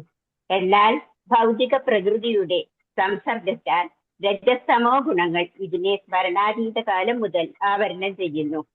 ഭഗവത് കൃപയാലും ശ്രേഷ്ഠാത്മാക്കളായ ഭഗവത് ഭക്തരുടെ കൃപയാലും ഭഗവാന്റെ ശുദ്ധഭക്തരുമായി സംസർഗത്തിലാകത്തക്ക വിധം ഒരു ജീവാത്മാവ് ഭാഗ്യവാനായി തീരുന്നുവെങ്കിൽ ഭഗവാന്റെ പരിശുദ്ധ മഹാത്മ്യങ്ങളെ ശ്രമിക്കാനുള്ള അവസരം ലഭിക്കുന്നു. അന്നേരം ജീവാത്മാവിൽ ഭഗവത് ഭക്തിയുത സേവനത്തിന്റെ ഓളങ്ങൾ നദീജല പ്രവാഹം പോലെ അനർഗളമായി പ്രവഹിക്കുന്നു. നദീജലം കടൽ കാണും വരെ പ്രവഹിച്ചുകൊണ്ടിരിക്കുന്നത് പോലെ ശുദ്ധഭക്തിയുത സേവനം ശുദ്ധഭക്ത സംസർഗത്താൽ പരമലക്ഷ്യമായ പരമദിവ്യോത്തമ പുരുഷന്റെ അതീന്ദ്രിയ പ്രേമയുത സേവനം പ്രാപ്തമാകുന്നതുവരെ അനർഗളമായി പ്രവഹിക്കുന്നു. അത്തരത്തിലുള്ള ഭക്തിയുത സേവനത്തെ തടുത്തു നിർത്തുക സാധ്യമല്ല. പ്രത്യുത അത് യാതൊരു പരിധിയുമില്ലാതെ അഭിവൃദ്ധിപ്പെടുന്നു. ഒരു പ്രേക്ഷകനെ പോലും രജസ്തമോ ഗുണപ്രഭാവങ്ങളിൽ നിന്നും സ്വതന്ത്രമാക്കുന്ന വിധം പ്രബലമാണ് ഭക്തിയുത സേവന പ്രവാഹം. ഭൗതിക പ്രകൃതിയുടെ ഈ ഇരുഗുണങ്ങളും ഇല്ലാതാക്കപ്പെട്ട് സ്വതന്ത്രമാകുന്ന ജീവാത്മാവ് തന്റെ മൗലിക അവസ്ഥയിൽ വർത്തിക്കുന്നു. ഹരേ കൃഷ്ണ. ഹരേ കൃഷ്ണ. നമ്മളിവിടെ കണ്ടത് ഈ ചാതുർമാസത്തിൽ വർഷകാലം, ഇപ്പൊ നമ്മൾ നടന്നിരിക്കുന്ന വർഷകാലം അല്ലെ, ശരത്കാലം, അത് കഴിഞ്ഞിട്ട് പിന്നെ ഓണമൊക്കെ ആകുന്ന സമയത്ത് എന്താണ് ഒരു കുറച്ച് ചൂടുമൊക്കെ വന്ന് ഒരു വസന്തകാലം പോലെ വരും അല്ലെ. ഈ രണ്ട് ഋതുക്കളുടെയും കാലത്ത് ആ മഹാത്മാക്കൾ ഭഗവാൻ ഹരിയുടെ പരിശുദ്ധ മഹാത്മ്യങ്ങളെ നിരന്തരമായി നിർവിഘ്നമായി ഉരുവിടുന്നത് കണ്ടു. അപ്പൊ നല്ല കാലാവസ്ഥയൊക്കെയുള്ള സമയത്ത് എന്താണ് നല്ല പ്രകൃതിയും ഭംഗിയും ഒക്കെയുള്ള സമയത്ത്, അതായത് മഴയുള്ള സമയത്ത് പുറത്തിറങ്ങാൻ പറ്റത്തില്ല. അപ്പൊ എന്ത് ചെയ്തു, അകത്ത് തന്നെ കുടുങ്ങിയ സമയത്ത്, വേറെ ഒരു പുറത്തൊന്നും ചെയ്യാൻ പറ്റാത്ത സമയത്ത് പൂർണ്ണമായിട്ട് ഭഗവാന്റെ കാര്യങ്ങൾ പറഞ്ഞിരിക്കുകയും, എന്നാൽ പ്രകൃതി ഭംഗി കൂടിയ സമയത്ത് എന്താണ് പുറത്തിരുന്നും ഭഗവാന്റെ കാര്യങ്ങളും, അതായത് വനഭംഗിയൊക്കെ ആസ്വദിച്ചുകൊണ്ട് എല്ലാവരും മരത്തിനൊക്കെ ചുറ്റും കൂടിയിരുന്നൊക്കെ ഭഗവാന്റെ കാര്യങ്ങൾ പറയണം അല്ലെ. ഏതൊരു സാഹചര്യത്തിലും ഭഗവാന്റെ കാര്യം പറഞ്ഞു. അതല്ല കർക്കിടക മാസത്തിൽ രാമായണ മാസമായിട്ട് വെച്ചിരിക്കുന്നത് അല്ലെ. പുറത്തിറങ്ങി നമുക്ക് എന്തെങ്കിലും ചെയ്യാൻ പറ്റുമോ? ഇല്ല. അതുകൊണ്ടല്ലേ കർക്കിടക കഴിഞ്ഞ് മരുന്ന് സേവ, തിരുമ, ഉഴിച്ചില് എന്നൊക്കെ പറഞ്ഞ് ഇപ്പൊ ബിസിനസ് ആക്കി എടുത്തിരിക്കുക. പണ്ട് എന്താണ് ചെയ്തുകൊണ്ടിരുന്നത്? പഞ്ഞക്കർക്കിടകം എന്ന് പറയും അല്ലെ. കർക്കിടകം വന്നു കഴിഞ്ഞാൽ ആർക്കും പണിയില്ല, കഴിയാനായിട്ടൊരു മാർഗ്ഗമില്ല, പുറത്തിറങ്ങാൻ മഴ കാരണം പുറത്തിറങ്ങാൻ നിവൃത്തിയില്ല. അപ്പൊ അങ്ങനെ ഇരിക്കുന്ന സമയത്ത് വീട്ടില് എന്താണ് പട്ടിണി കിടന്ന് പട്ടിണി മരണങ്ങളൊക്കെ ഒരുപാട് സംഭവിച്ചുകൊണ്ടിരുന്നു അല്ലെ. കാര്യം നമ്മൾ അടുത്തുള്ള ഒരാളോടൊരു തീ പുകയ്ക്കാനായിട്ട് ഇത് ചോദിച്ച് ചെന്ന് കഴിഞ്ഞാൽ അവർക്കും ആ ഒരു അവസ്ഥയിലാണ് അവരും ഇരിക്കുന്നത് അല്ലെ. അടുത്തുള്ള ഒരാളോട് നമുക്ക് ഒരു നേരത്തെ ഒരു ഭക്ഷണം തരാൻ ചോദിച്ചു കഴിഞ്ഞാൽ അവർക്ക് പോലും തരാനുള്ള അവസ്ഥ ഇല്ല അല്ലെ. വിഭവങ്ങൾ ഒന്നും തന്നെ ഇല്ല. മഴ പെയ്ത് ഒരു പച്ചക്കറിയോ ധാന്യങ്ങളോ ഒന്നും തന്നെ ഇല്ല. വാഴയോ വല്ലതും വെച്ചിട്ടുണ്ട്, അതെല്ലാം കിടന്നു പോയിട്ടുണ്ടാകും കാറ്റിലും ഒക്കെ അല്ലെ. കഴിക്കാനില്ല. കപ്പയൊന്നും ഈ വെള്ളത്തിൽ ഇല്ല. അന്ന് കപ്പയും ചക്കയൊക്കെ കഴിച്ചിട്ട് ആൾക്കാരൊക്കെ ജീവിച്ചുകൊണ്ടിരുന്നു അല്ലെ. അപ്പോൾ ഈ കർക്കിടക മാസം എന്ത് ചെയ്തു? വീട്ടിൽ ഇങ്ങനെ ചുമ്മാ ഇരുന്ന് മറ്റുള്ളവരുടെ നുണയും പറഞ്ഞല്ല പട്ടിണിക്ക് ഇരുന്നിരിക്കുന്ന സമയത്ത് അത് രാമായണ മാസമാക്കി അല്ലെ. രാമായണ മാസമാക്കി ആൾക്കാർ അറ്റ്ലീസ്റ്റ് അങ്ങനെ ഭഗവാന്റെ നാമം അല്ലെങ്കിൽ രാമായണം വായിച്ച് പഠിക്കട്ടെ എന്ന് അത് വിഭാവനം ചെയ്ത ആൾക്കാർ അത്രയും നല്ല രീതിയിലാണ് അതിനെ രാമായണ മാസമാക്കിയത് അല്ലെ. അങ്ങനെ രാമായണം വായിച്ച ആൾക്കാരൊക്കെ തുടങ്ങി ഇന്നത് നല്ല പോപ്പുലറായി, നല്ല വിജയമാണ് കേരളത്തിൽ സംഭവിച്ചത്. വേറൊരിടത്ത് രാമായണ മാസം ഇല്ല, കേരളത്തിൽ മാത്രമേ ഉള്ളൂ. എവിടെ മലയാളികളുണ്ടോ അവിടെയേ ഉള്ളൂ. കാര്യം എന്താണ്? മലയാളികളുടെ ഇടയിലാണ് ഈ ഭക്തി സേവനം ചെലവാകാത്തത്. മലയാളികൾക്ക് ഒരിക്കലും ഇതൊന്നും വേഗത്തില്ല അല്ലെ. ഭഗവാന്റെ കാര്യം പറഞ്ഞാലോ, നാമം ജപിക്കാൻ പറഞ്ഞാലോ, ഒരിടത്ത് അടങ്ങിയിരിക്കാൻ പറഞ്ഞാലോ, വിളക്ക് വെക്കാൻ പറഞ്ഞാലോ, ഒന്ന് തൊഴാൻ പറഞ്ഞാലോ ഈഗോയാണ്, ഈഗോ അല്ലെ. ഭഗവാൻ നമ്മളെക്കാളും താഴ്ന്ന പിടിയിലുള്ള ഒരാളാണെന്നാണ് അല്ലെ. ഭഗവാന്റെ മുമ്പിൽ ഒന്ന് നമസ്കരിക്കാനോ തൊഴാനോ ഒന്ന് നാമം ചെല്ലാനോ ഒന്ന് ഉറക്കെ ജപിച്ചു കഴിഞ്ഞാൽ മറ്റുള്ളവർ കേൾക്കും അല്ലെ. അമ്പലത്തിൽ പോയി കഴിഞ്ഞാൽ നമ്മളൊന്ന് തൊഴുവോ എന്തെങ്കിലും ചെയ്ത് കഴിഞ്ഞാൽ മറ്റുള്ളവർ നമ്മളെ ശ്രദ്ധിക്കുമെന്ന് നമുക്കൊരു മടിയാണ് അല്ലെ. അപ്പൊ ഈ മലയാളികൾക്ക് മാത്രമേ മടിയുള്ളൂ. ഹിന്ദിക്കാരൊക്കെ കാണിക്കുന്നതാണല്ലോ അവരവരുടെ ഭക്തി എന്ന് പറഞ്ഞു കഴിഞ്ഞാൽ ഒരു വല്ലാത്തൊരു ലെവലാണ്. നമ്മൾ മലയാളികൾക്ക് ഇതില്ല. കാര്യം നമ്മൾ മലയാളികളുടെ ഒരു പ്രത്യേക ഒരു വിഭാഗക്കാരായിട്ടുള്ള ആൾക്കാര് മലയാളികളെല്ലാം അഹങ്കാരികളാവും പ്രഭു. അതാ അല്ല അഹങ്കാരികളാണ് നമ്മൾ ഉൾപ്പെടെ. ഈഗോ കൂടുതലാണ്. പിന്നെ എന്താണ്, ഈ നിരീശ്വരവാദികളും കമ്മ്യൂണിസ്റ്റും അങ്ങനെയൊക്കെയുള്ള കുറെ ആൾക്കാരുടെ ഇൻഫ്ലുവൻസ് കൊണ്ട് എനിക്കറിയാം കമ്മ്യൂണിസ്റ്റുകാരെ മോശമായിട്ട് പറയില്ല, നല്ല ആൾക്കാരുണ്ട്. പക്ഷെ അത് ചില ആൾക്കാരുടെ വീട്ടിൽ വിളക്ക് പോലും കത്തിക്കാത്ത ആൾക്കാരുണ്ട്. വിളക്ക് പോലും കത്തിക്കാത്ത. അപ്പൊ അതുകൊണ്ടല്ല ഇപ്പൊ ഇതൊക്കെ നടക്കുന്നത്, ലവ് ജിഹാദ് എന്നൊക്കെ പറഞ്ഞ് നടക്കുന്നത്. കാര്യം എന്താണ്? വീട്ടിൽ മക്കളെ വിളക്ക് കത്തിക്കാനോ പ്രാർത്ഥിക്കാനോ നമ്മുടെ ഭഗവാന്റെ കാര്യങ്ങളൊന്നും പറഞ്ഞിട്ടില്ല. അപ്പൊ മറ്റുള്ള മതക്കാർ ഇങ്ങനെയുള്ള ആൾക്കാരെ എന്താണ് പിടിച്ചുകൊണ്ട് ട്രാപ്പ് ചെയ്തുകൊണ്ട് പോകാൻ എളുപ്പമാണ് അല്ലെ. അപ്പൊ അതുകൊണ്ട് അതൊക്കെയാണ് നമ്മുടെ നാട്ടിൽ നടക്കുന്ന സംഭവങ്ങൾ. അപ്പൊ ഇങ്ങനെ കുറെ ഇതുകൊണ്ട് ആർക്കെന്നാ തീരെ ഭക്തിയില്ല. നമ്മുടെ കാര്യങ്ങൾ എന്ത് പറഞ്ഞാലും എന്താണ് കൃഷ്ണനെ നിരൂപിക്കുക, അവരെ നിരൂപിക്കുക, ഇതിങ്ങനെ ഈ ആചാരങ്ങൾ തെറ്റാണെന്ന് പറഞ്ഞ് ലോകം മുഴുവനും ഹിന്ദുമതം അംഗീകരിച്ചു, സനാതന ധർമ്മത്തെ അംഗീകരിച്ചപ്പം എന്താണ് നമ്മുടെ പ്രത്യേകിച്ച് മലയാളികൾക്ക് എന്താണ് അതിനെല്ലാം എന്താണ് ചോദ്യങ്ങളാണ്, 100 ചോദ്യങ്ങളാണ്. കൃഷ്ണൻ എന്താണ് അങ്ങനെ ചെയ്ത്, കൃഷ്ണൻ ഇങ്ങനെ ചെയ്തത് എന്താണ് എന്ന് പറഞ്ഞിട്ടാണ് ആ, നമ്മൾ നടക്കുന്നത് അല്ലെ. അപ്പൊ നമ്മൾ ഇത് അല്ല അംഗീകരിക്കുന്നില്ല. ഇന്നലെ അപ്പൊ അല്ല ഇന്നലെ നമ്മുടെ പ്രഭു ഇന്നലെ നമ്മുടെ അപ്പുറത്തെ വീട്ടിലെ ഒരു പയ്യന് അവന്റെ അമ്മയോട് ചോദിക്കുക, ശ്രീരാമസ്വാമി ചെയ്തത് നിങ്ങൾ ശ്രീരാമനെ പൊക്കിക്കൊണ്ട് നടക്കുന്നുണ്ട്, ഭാര്യയെ കൊണ്ടൊന്ന് ഉപേക്ഷിക്കുന്നതാണോ അതിന്റെ ഒരു നീതി? ഇതൊക്കെയാ പറയുന്നത്. ഗർഭിണിയായ അപ്പൊ അങ്ങനെയുള്ളവരെയാണോ നിങ്ങൾ ഭഗവാനായിട്ട് കൊണ്ട് നടക്കുന്നത്? ഓക്കെ, അതിനൊക്കെ ഉത്തരം പറയാൻ നമ്മുടെ ക്ലാസ്സിന് സമയം പോകും. അപ്പൊ അതുകൊണ്ട് ഞാനത് പറയുന്നില്ല. അപ്പൊ അതുകൊണ്ട് അതിന് നമ്മൾ അവരെ ഒന്നും നന്നാക്കാനായിട്ട് നമ്മൾ പോകേണ്ട ആവശ്യമില്ല. നമ്മൾ ഫസ്റ്റ് ഓഫ് ഓൾ നന്നാകുക. നമ്മൾ നന്നായി കഴിഞ്ഞു കഴിഞ്ഞാൽ നമ്മളുണ്ടായ വ്യത്യാസം കണ്ട് മറ്റുള്ളവർ നമ്മുടെ അടുത്തേക്ക് എത്തുമ്പോൾ നമ്മൾ ഭഗവാന്റെ കാര്യം അവർക്ക് പറഞ്ഞു കൊടുക്കുക. നമ്മളിലുള്ള വ്യത്യാസം കണ്ട് മറ്റുള്ളവര് നമ്മൾക്ക് എന്താണ് വ്യത്യാസം, നിങ്ങൾക്ക് എന്താണ് ജീവിതത്തിൽ മാറ്റം വന്നത്, നിങ്ങൾ എങ്ങനെ നന്നായി എന്നൊക്കെ നോക്കി മനസ്സിലായി അന്വേഷിച്ചെത്തുന്നവർക്ക് നമ്മൾ എന്താണ് കൃഷ്ണാവബോധം അവർക്ക് വാരി വിതറുക. ഓക്കെ, വാരി വിതറുക എന്ന് പറഞ്ഞു കഴിഞ്ഞാൽ അവരുടെ അടുത്ത് വായിലോട്ട് ഇങ്ങനെ കൊടുക്കരുത്. വളരെ വളരെ പതുക്കെ പതുക്കെ ഓരോ കാര്യങ്ങളും പതിയെ രീതി, ആദ്യം നാമം ജപിക്കാന്ന് മാത്രം പറയുക, പിന്നീട് പതുക്കെ പതുക്കെ പറഞ്ഞു കൊടുക്കുക. എല്ലാം കൂടെ ഒരൊറ്റ കാര്യം അവർ കണ്ടം വഴി ഓടി രക്ഷപ്പെടും, പിന്നെ ആ പരിസരത്തേക്ക് വരത്തില്ല. അപ്പൊ അതുകൊണ്ട് നമ്മൾ ശ്രദ്ധിക്കേണ്ട കാര്യം എന്താണ്, ഭഗവാന്റെ പരിശുദ്ധ നാമമാഹാത്മ്യങ്ങളെ നിരന്തരമായി നിർവിഘ്നമായി ഉരുവിടാനായിട്ടുള്ള അവസരം ലഭിക്കുന്ന, അത് നമ്മുടെ അടുത്തൊരു ഭാഗവത സപ്താഹം വന്നു. നമ്മളെല്ലാവരും ചെയ്യുന്ന എന്താണ്, ഉച്ചയ്ക്ക് പ്രസാദ ഊട്ടിന്റെ സമയത്ത് പോയി പ്രസാദം കഴിച്ചിട്ട് നമ്മള് തിരിച്ചു പോരും. ഉച്ച കഴിഞ്ഞ് ഇരുന്ന് കഴിഞ്ഞാലും നമ്മൾ അവിടെ ഇരുന്ന് ഉറക്കം തൂങ്ങും. ഭക്ഷണം കഴിച്ചു കഴിഞ്ഞിരുന്നാൽ നമ്മൾ ഉറക്കം തൂങ്ങും. അപ്പൊ എന്ത് ചെയ്യും, വീട്ടിൽ ചെന്ന് അല്ല പ്രഭു, കിടന്നുറങ്ങാമെന്ന് വിചാരിക്കും. വലിയ വലിയ പണക്കാരായിരിക്കും, അവരുടെ കയ്യിൽ 10 രൂപയുടെ ഒരു നോട്ടോ അല്ലെങ്കിൽ ഒരു തുട്ടോ ഉണ്ട്. എന്തിനാണെന്നറിയോ? ഉണ്ണാൻ പോകുന്നതിന് മുമ്പ് അതിനകത്ത് ഇട്ടേച്ച് പോകാനായിട്ട്, അതിന്റെ കൂലി പോലെ 10 രൂപ, അതിലപ്പുറം ഇല്ല. അതെ. അപ്പൊ അങ്ങനെ എന്താണ് ഈ ഭക്തിയുടെ സേവനം, ഇങ്ങനെ ഭഗവാന്റെ കഥകൾ എവിടെ കേൾക്കുവോ അവിടെ നമ്മൾ എന്താണ്, അവിടെ നിന്ന് അത് ശ്രവിക്കാനായിട്ടുള്ള നമ്മളുടെ സാഹചര്യങ്ങളൊന്നും നമ്മൾ മെനക്കെടുത്തരുത് അല്ലേ. എത്ര സപ്താഹങ്ങൾ വന്നു, നമ്മൾ എത്ര എണ്ണം കേട്ടിട്ടുണ്ടല്ലേ. പിന്നെ സപ്താഹങ്ങൾ കേൾക്കുന്ന ആചാര്യന്മാരുടെ ഒരു പ്രത്യേകതയും കൂടെ ഉണ്ട്. ആചാര്യന്മാര് നല്ലതല്ലെങ്കിൽ, ഞാൻ ഈ അടുത്ത നാൾ പറഞ്ഞില്ലേ, ആചാര്യന്മാര് നമ്മളെ ഭഗവാന്റെ ഭക്തിക്ക് പകരം നമ്മളെ അന്ധവിശ്വാസിയാക്കി മാറ്റും. അങ്ങനത്തെ ചില ആചാര്യന്മാരുണ്ട്. ഞാൻ ഈ അടുത്ത നാൾ പറഞ്ഞു, ഞാൻ അതിനു വേണ്ടിയിട്ട് ഭാഗവത് സപ്താഹത്തിന് വേണ്ടി പൈസ വരെ അയച്ചു കൊടുത്ത, നാട്ടിൽ പിരിവ് കൊടുത്ത അവിടെ വന്ന ആചാര്യൻ മുഴുവനും എന്താണ്, നമ്മളുടെ ഭഗവാനെ എതിർത്തുകൊണ്ട് സംസാരിക്കുന്നു. പിന്നെ എന്തിനാ ഇയാള് ഭാഗവതം വായിക്കുന്നത്, ഇയാൾക്ക് വിശ്വാസമില്ല, ഇയാളെന്ന് സപ്താഹ ആചാര്യനായിട്ട് വന്നിരിക്കുന്നത്. അപ്പം എണീറ്റ് പോയിക്കൂടെ, കൂലിപ്പണി എടുത്ത് ജീവിച്ചുകൂടെ എന്ന് അവിടെ ചോദിക്കാൻ ആർക്കും ധൈര്യമില്ല. ഞാൻ എന്റെ പെങ്ങളോട് പറഞ്ഞു, ഇയാൾക്ക് കൂലിപ്പണി എടുത്ത് ജീവിക്കത്തില്ല, വിശ്വാസം ഇല്ലാത്ത ആളാണോ 7 ദിവസം ഇരുന്ന് സപ്താഹത്തിന് പ്രഭാഷണം പറയുന്നത് എന്ന് ഞാൻ ചോദിച്ചു. ഇതെല്ലാം സങ്കല്പമാണ് എന്നൊക്കെ പറഞ്ഞ് മുഴുവൻ ഇത് സങ്കല്പമാണ്, അതായത് ശാസ്ത്രം ഇങ്ങനെയാണ് അങ്ങനെയാണ് എന്നൊക്കെ പറഞ്ഞ്. ഓക്കെ, അതിലേക്ക് ഞാൻ പോകുന്നില്ല.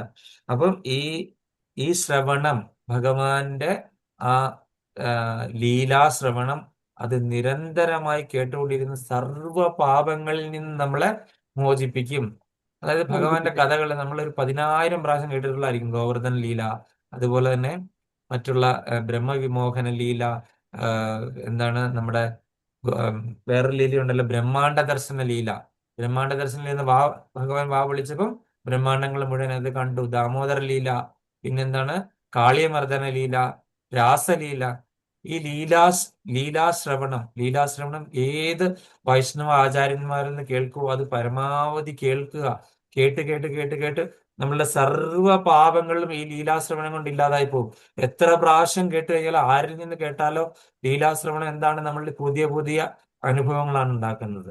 അപ്പൊ ഈ ലീലാശ്രവണം മാത്രമാണ് നമ്മളെ എന്താണ്, ഈ രജസ്തമോ ഗുണങ്ങളുടെ ആവരണങ്ങൾ അപ്രത്യക്ഷമായി പോകും തനിയെ തന്നെ. ലീലാശ്രവണം കേട്ട് കഴിഞ്ഞാൽ നമ്മളെ മനസ്സെന്താണ്, പാറ പോലെ ഇരിക്കുന്ന മനസ്സ് അത് വെണ്ണ പോലെ ആയി വരും. പാറയാണ് ഇരിക്കുന്നത് അല്ലെ. നമുക്ക് മറ്റുള്ളവരോടൊക്കെ ദേഷ്യവും ക്രൂരതയൊക്കെ തോന്നും അല്ലെ, അവരോടൊക്കെ വിരോധവും. പണ്ടൊക്കെ നമ്മളോട് എന്തെങ്കിലും പറഞ്ഞ ആൾക്കാരോട് മിണ്ടാനൊക്കെ മടി. ആ ഈഗോ ഒക്കെ ലീലാസ്മരണം കൊണ്ട് പതുക്കെ പതുക്കെ പതുക്കെ അലിഞ്ഞില്ലാതായി തീരും. അപ്പൊ എല്ലാവരും ദയവ് ചെയ്തിട്ട് ഭഗവാന്റെ ലീലകള്, കഥകള് ഓതറൈസ്ഡ് ആയിട്ടുള്ള സ്ഥലത്ത് നിന്ന് കേൾക്കുക, പഠിക്കുക, മനസ്സിലാക്കുക, സദാ ഭഗവാനെ വിചാരിച്ചുകൊണ്ടിരിക്കുക. ഈ ഭൗതികതയിൽ നിന്നുള്ള എല്ലാ തമോ രജോ ഗുണങ്ങളിൽ നിന്ന് നമ്മളെ രക്ഷപ്പെടുത്തി നമ്മളുടെ ഈഗോ എല്ലാം മാറി എന്താണ് നമ്മൾ ഭഗവാന്റെ പരമഭക്തനെ, ഭഗവാന് നമ്മളെ കാണാനായിട്ട് നമ്മൾ പാകപ്പെടുത്തിയിരിക്കുക. നമ്മളുടെ മനസ്സും ഹൃദയവും ഭഗവാൻ അവിടെ വസിക്കാനായിട്ടുള്ള ഇടം ഉണ്ടാക്കി കൊടുക്കുക. ഈ കാമക്രോധ ലോഭ മോഹാദികൾ ഇരുന്നു കഴിഞ്ഞാൽ ഒരിക്കലും നമുക്ക് ഭഗവാന് അവിടെ വന്നിരിക്കില്ല, അല്ലെ? അപ്പൊ അതുകൊണ്ട് തീർച്ചയായിട്ടും ഭഗവാൻ ഇരിക്കാനുള്ള ഇരിപ്പിടം എല്ലാവരും ഉണ്ടാക്കിയെടുക്കുക. അതുപോലെ തന്നെ ഒരിക്കൽ കൂടി എല്ലാ പിതൃക്കന്മാർക്കും എന്താണ് ഭഗവാന്റെ അടുക്കലേക്ക് എത്രയും വേഗം ചെല്ലാനായിട്ടുള്ള യോഗം ഉണ്ടാകട്ടെ. പിതൃക്കന്മാരുടെ ആ ഒരു ശാപമോ പ്രാക്കോ അല്ലെങ്കിൽ അവര് ചെയ്തിട്ട് ബാക്കി ചെയ്യാതെ പോകുന്നതിന്റെ ആ കർമ്മഫലം നമ്മൾ ആ തറവാട്ടിൽ ജീവിച്ചിരിക്കുന്നുണ്ട് അനുഭവദോഷമോ അങ്ങനത്തെ എന്തെങ്കിലും ഉണ്ടെങ്കിൽ അതെല്ലാം പരമദിവ്യോത്തമ പുരുഷനായ ഭഗവാന്റെ മുമ്പിൽ നമ്മൾ സമർപ്പിച്ചിട്ട് അദ്ദേഹം പൂർണ്ണമായിട്ട് അതിനൊരു നിവൃത്തി ഉണ്ടാക്കി തരണം നമ്മൾ പ്രാർത്ഥിച്ചുകൊണ്ട് പഞ്ചകൽപദ്രൂപശ്ച കൃപാസിന്ധുദേവച്ച പതിനാം പാവനേഭ്യോ വൈഷ്ണവേഭ്യോ നമോ നമഃ. വർഗം വരാത്തവർ ആരെങ്കിലും ഉണ്ട് പോയിന്റ് പറയാം, അല്ലാത്തവർക്ക് ലീവ് ചെയ്യും. സംശയം ഉണ്ടെങ്കിൽ ചോദിക്കാം, അല്ലാത്തവർക്ക് ലീവ് ചെയ്തു. സവിതാ മാതാജി നാട്ടിലാണെന്ന് തോന്നുന്നു അല്ലേ? അതെ പ്രഭു, നാട്ടിലാണ്. മാതാജി എല്ലായിടത്തൊക്കെ കറങ്ങിയോ അതോ മഴയായി പോയോ? ഞാന് പ്രഭു മൂകാംബിക തൊഴാൻ പോയായിരുന്നു. പിന്നെ അവിടെ അമ്പലപ്പുഴ ശ്രീകൃഷ്ണസ്വാമി ടെമ്പിളിൽ പോയായിരുന്നു അല്ലേ? അങ്ങനെ 2 സ്ഥലങ്ങളിൽ സാധിച്ചു. ഹരേ കൃഷ്ണ. ഹരേ കൃഷ്ണ. പ്രഭു, പിന്നെ നമ്മൾക്ക് നമ്മുടെ മനസ്സ് വെണ്ണ പോലെ ഉരുകി, കല്ലുപോലെ ഇരിക്കുന്ന നമ്മുടെ മനസ്സ് വെണ്ണ പോലെ ഉരുകി ശുദ്ധമാകണമെങ്കിൽ ഭഗവാന്റെ ലീലാവിലാസങ്ങളും കഥകളും എപ്പോഴും ഓർത്ത് 24 മണിക്കൂറും അത് തന്നെ ആയിരിക്കണം ചിന്ത, വേറൊരു ചിന്ത വരാതെ. അങ്ങനെ ആയാൽ നമ്മുടെ മനസ്സ് വെണ്ണ പോലെ ആയിത്തീരും. ഹരേ കൃഷ്ണ. പ്രഭു, ഞാൻ വേറൊരു കാര്യം കൂടി ചോദിക്കട്ടെ. ഈ വെള്ളിയാഴ്ച പ്രഭുവിന് ആഫീസ് ഉണ്ടോ? ഇല്ല, വെള്ളിയാഴ്ച അവധിയാ.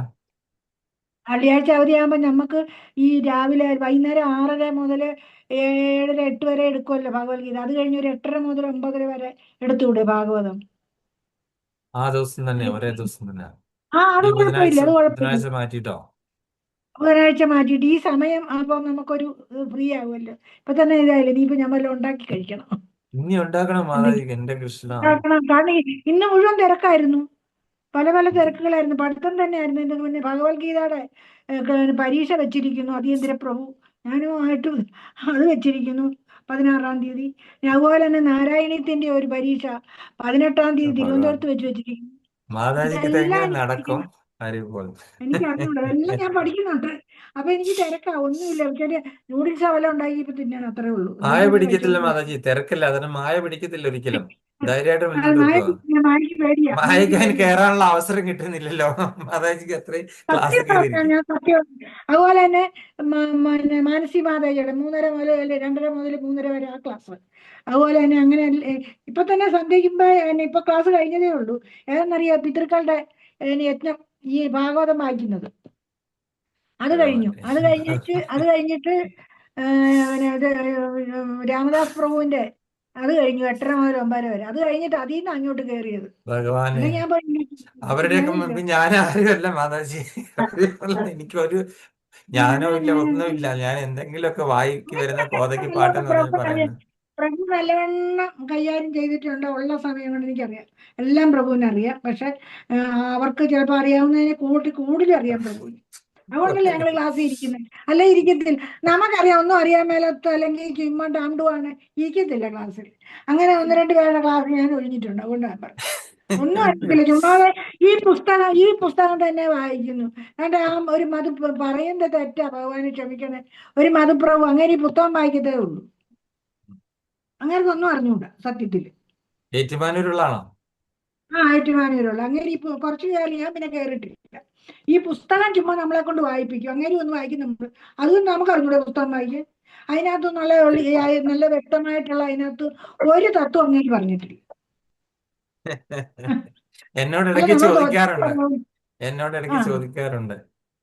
എന്നെ ഒരുപാട് നിർബന്ധിച്ച് വിളിച്ചതാ കേട്ടോ. അവിടെ ഏതോ സിംഗപ്പൂരിൽ നിന്ന് ആരാണ്ട് വരുന്നുണ്ട്, മാതാജി വിളിക്കുമ്പോ യാതൊരു വിഷയവുമില്ല, പെട്ടെന്ന് തന്നെ തിരിച്ച കിട്ടും. ഞാൻ പറഞ്ഞു ഞാൻ വരുന്നില്ലെന്ന് പറഞ്ഞു. ക്ലാസ്സിലും ഞാൻ കേറിയിട്ടില്ല. പുള്ളി ഋതിക് സിസ്റ്റത്തിലേക്ക് മാറിയായിരുന്നു. അങ്ങനെയാണ് ആ ടീഷർട്ട് ഞാൻ വരുന്നില്ല. സിംഗപ്പൂരിൽ നിന്ന് വന്ന പക്ഷെ പ്രഭാതരുടെ. നമ്മുടെ പിന്നെ പ്രഭുവാദർ അല്ലെ നമ്മുടെ ഗുരുമഹാരാജന് കൂടുതലാന്ന് പറയുന്നു. അതെ അതെ അതെ. അല്ലാതെ കൂടുതൽ 2 പ്രാവശ്യം ഇതുണ്ടായി. ഈ ഇതുണ്ടല്ലോ പിന്നെ എന്തുവാ ഇനി പറയുന്നത്, ഈ വല്ലാതെ വരുന്നത് സ്ട്രോക്കോ? സ്ട്രോക്ക് അല്ല പ്രഭു, അതിന് ചുഴലി പോലെ എന്തോ ഇങ്ങനെ ഒരു പരിപോലെ ഇങ്ങനെ ഒരു പനി കൂടിയിട്ട്. ഫിക്സോ? വിറ്റ്സ് വന്നു 2 പ്രാവശ്യം പനി കൂടിയിട്ട്. അതിന്റെ പിന്നെ ബ്രെയിനിനകത്ത് എന്തോ ഒരു ബ്രെയിനിന് അതിന്റെ പ്രവർത്തനം ശരിക്കും നോക്കുന്നു അവര്. എന്താന്ന് അറിയില്ല പ്രഭു. എല്ലാരും മാനസി മാതാജിയൊക്കെ ഇന്ന് കംപ്ലീറ്റ് പിന്നെ അദ്ദേഹത്തിന് വേണ്ടി ആളുകളെ വിളിച്ചിരുത്തി പ്രാർത്ഥിക്കുവായിരുന്നു. മാനസി മാതാജി, മാലിനി മാതാജി, അവരൊക്കെ അതെ. അവരൊക്കെ 30 വർഷത്തെ പരിചയമല്ലേ അവർക്കൊക്കെ. അതെ അവരൊക്കെ അതെ. അത്രയും അത് ഈ പ്രഭു ഈ ഗുരുമാരന്റെ കാര്യം പറയുമ്പോൾ മാനസി മാതാജിയൊക്കെ അങ്ങ് അത്ര ഇതാ. ഗുരുമാരാജാണ് ഞങ്ങളെ ഇങ്ങോട്ട് കൊണ്ടുവന്നെന്നാ പറയുന്നത്. ഇങ്ങനെ അന്നൊക്കെ പുള്ളിക്കാരത്തി വെളിയിലല്ലായിരുന്നു. ഇദ്ദേഹം അവിടെ ചെന്നിട്ട് അവിടെ ഉള്ളവരെ എല്ലാം അടിച്ചു തൂത്തുവാരി എല്ലാരെയും കൊണ്ട് ദീക്ഷ എടുപ്പിച്ചു. എല്ലാരും ഇപ്പൊ വലിയ ഭക്തരാണ്. അതെ അതെ അതെ.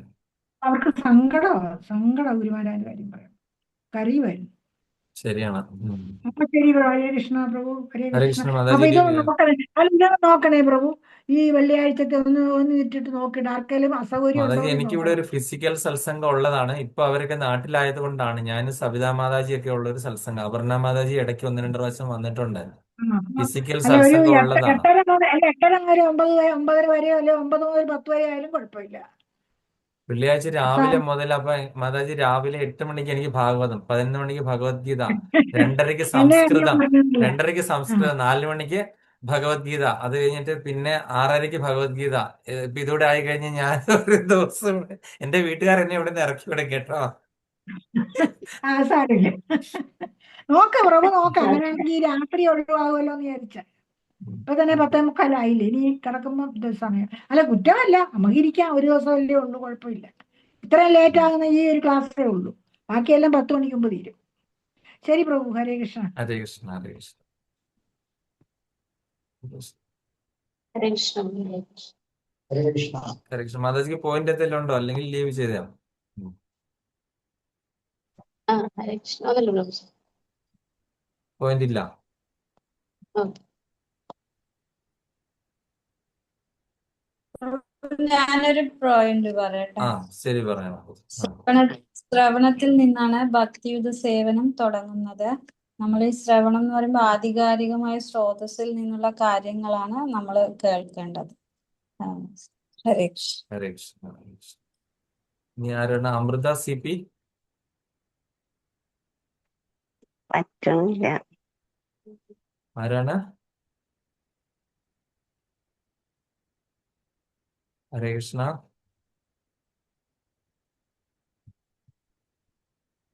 ആരാണെന്ന് മനസ്സിലായില്ല, ഒന്ന് പറയൂ.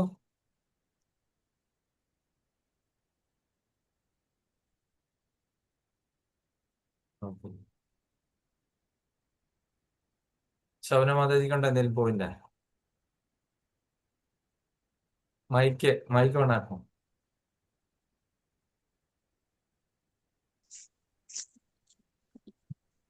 ഇല്ല പ്രഭു.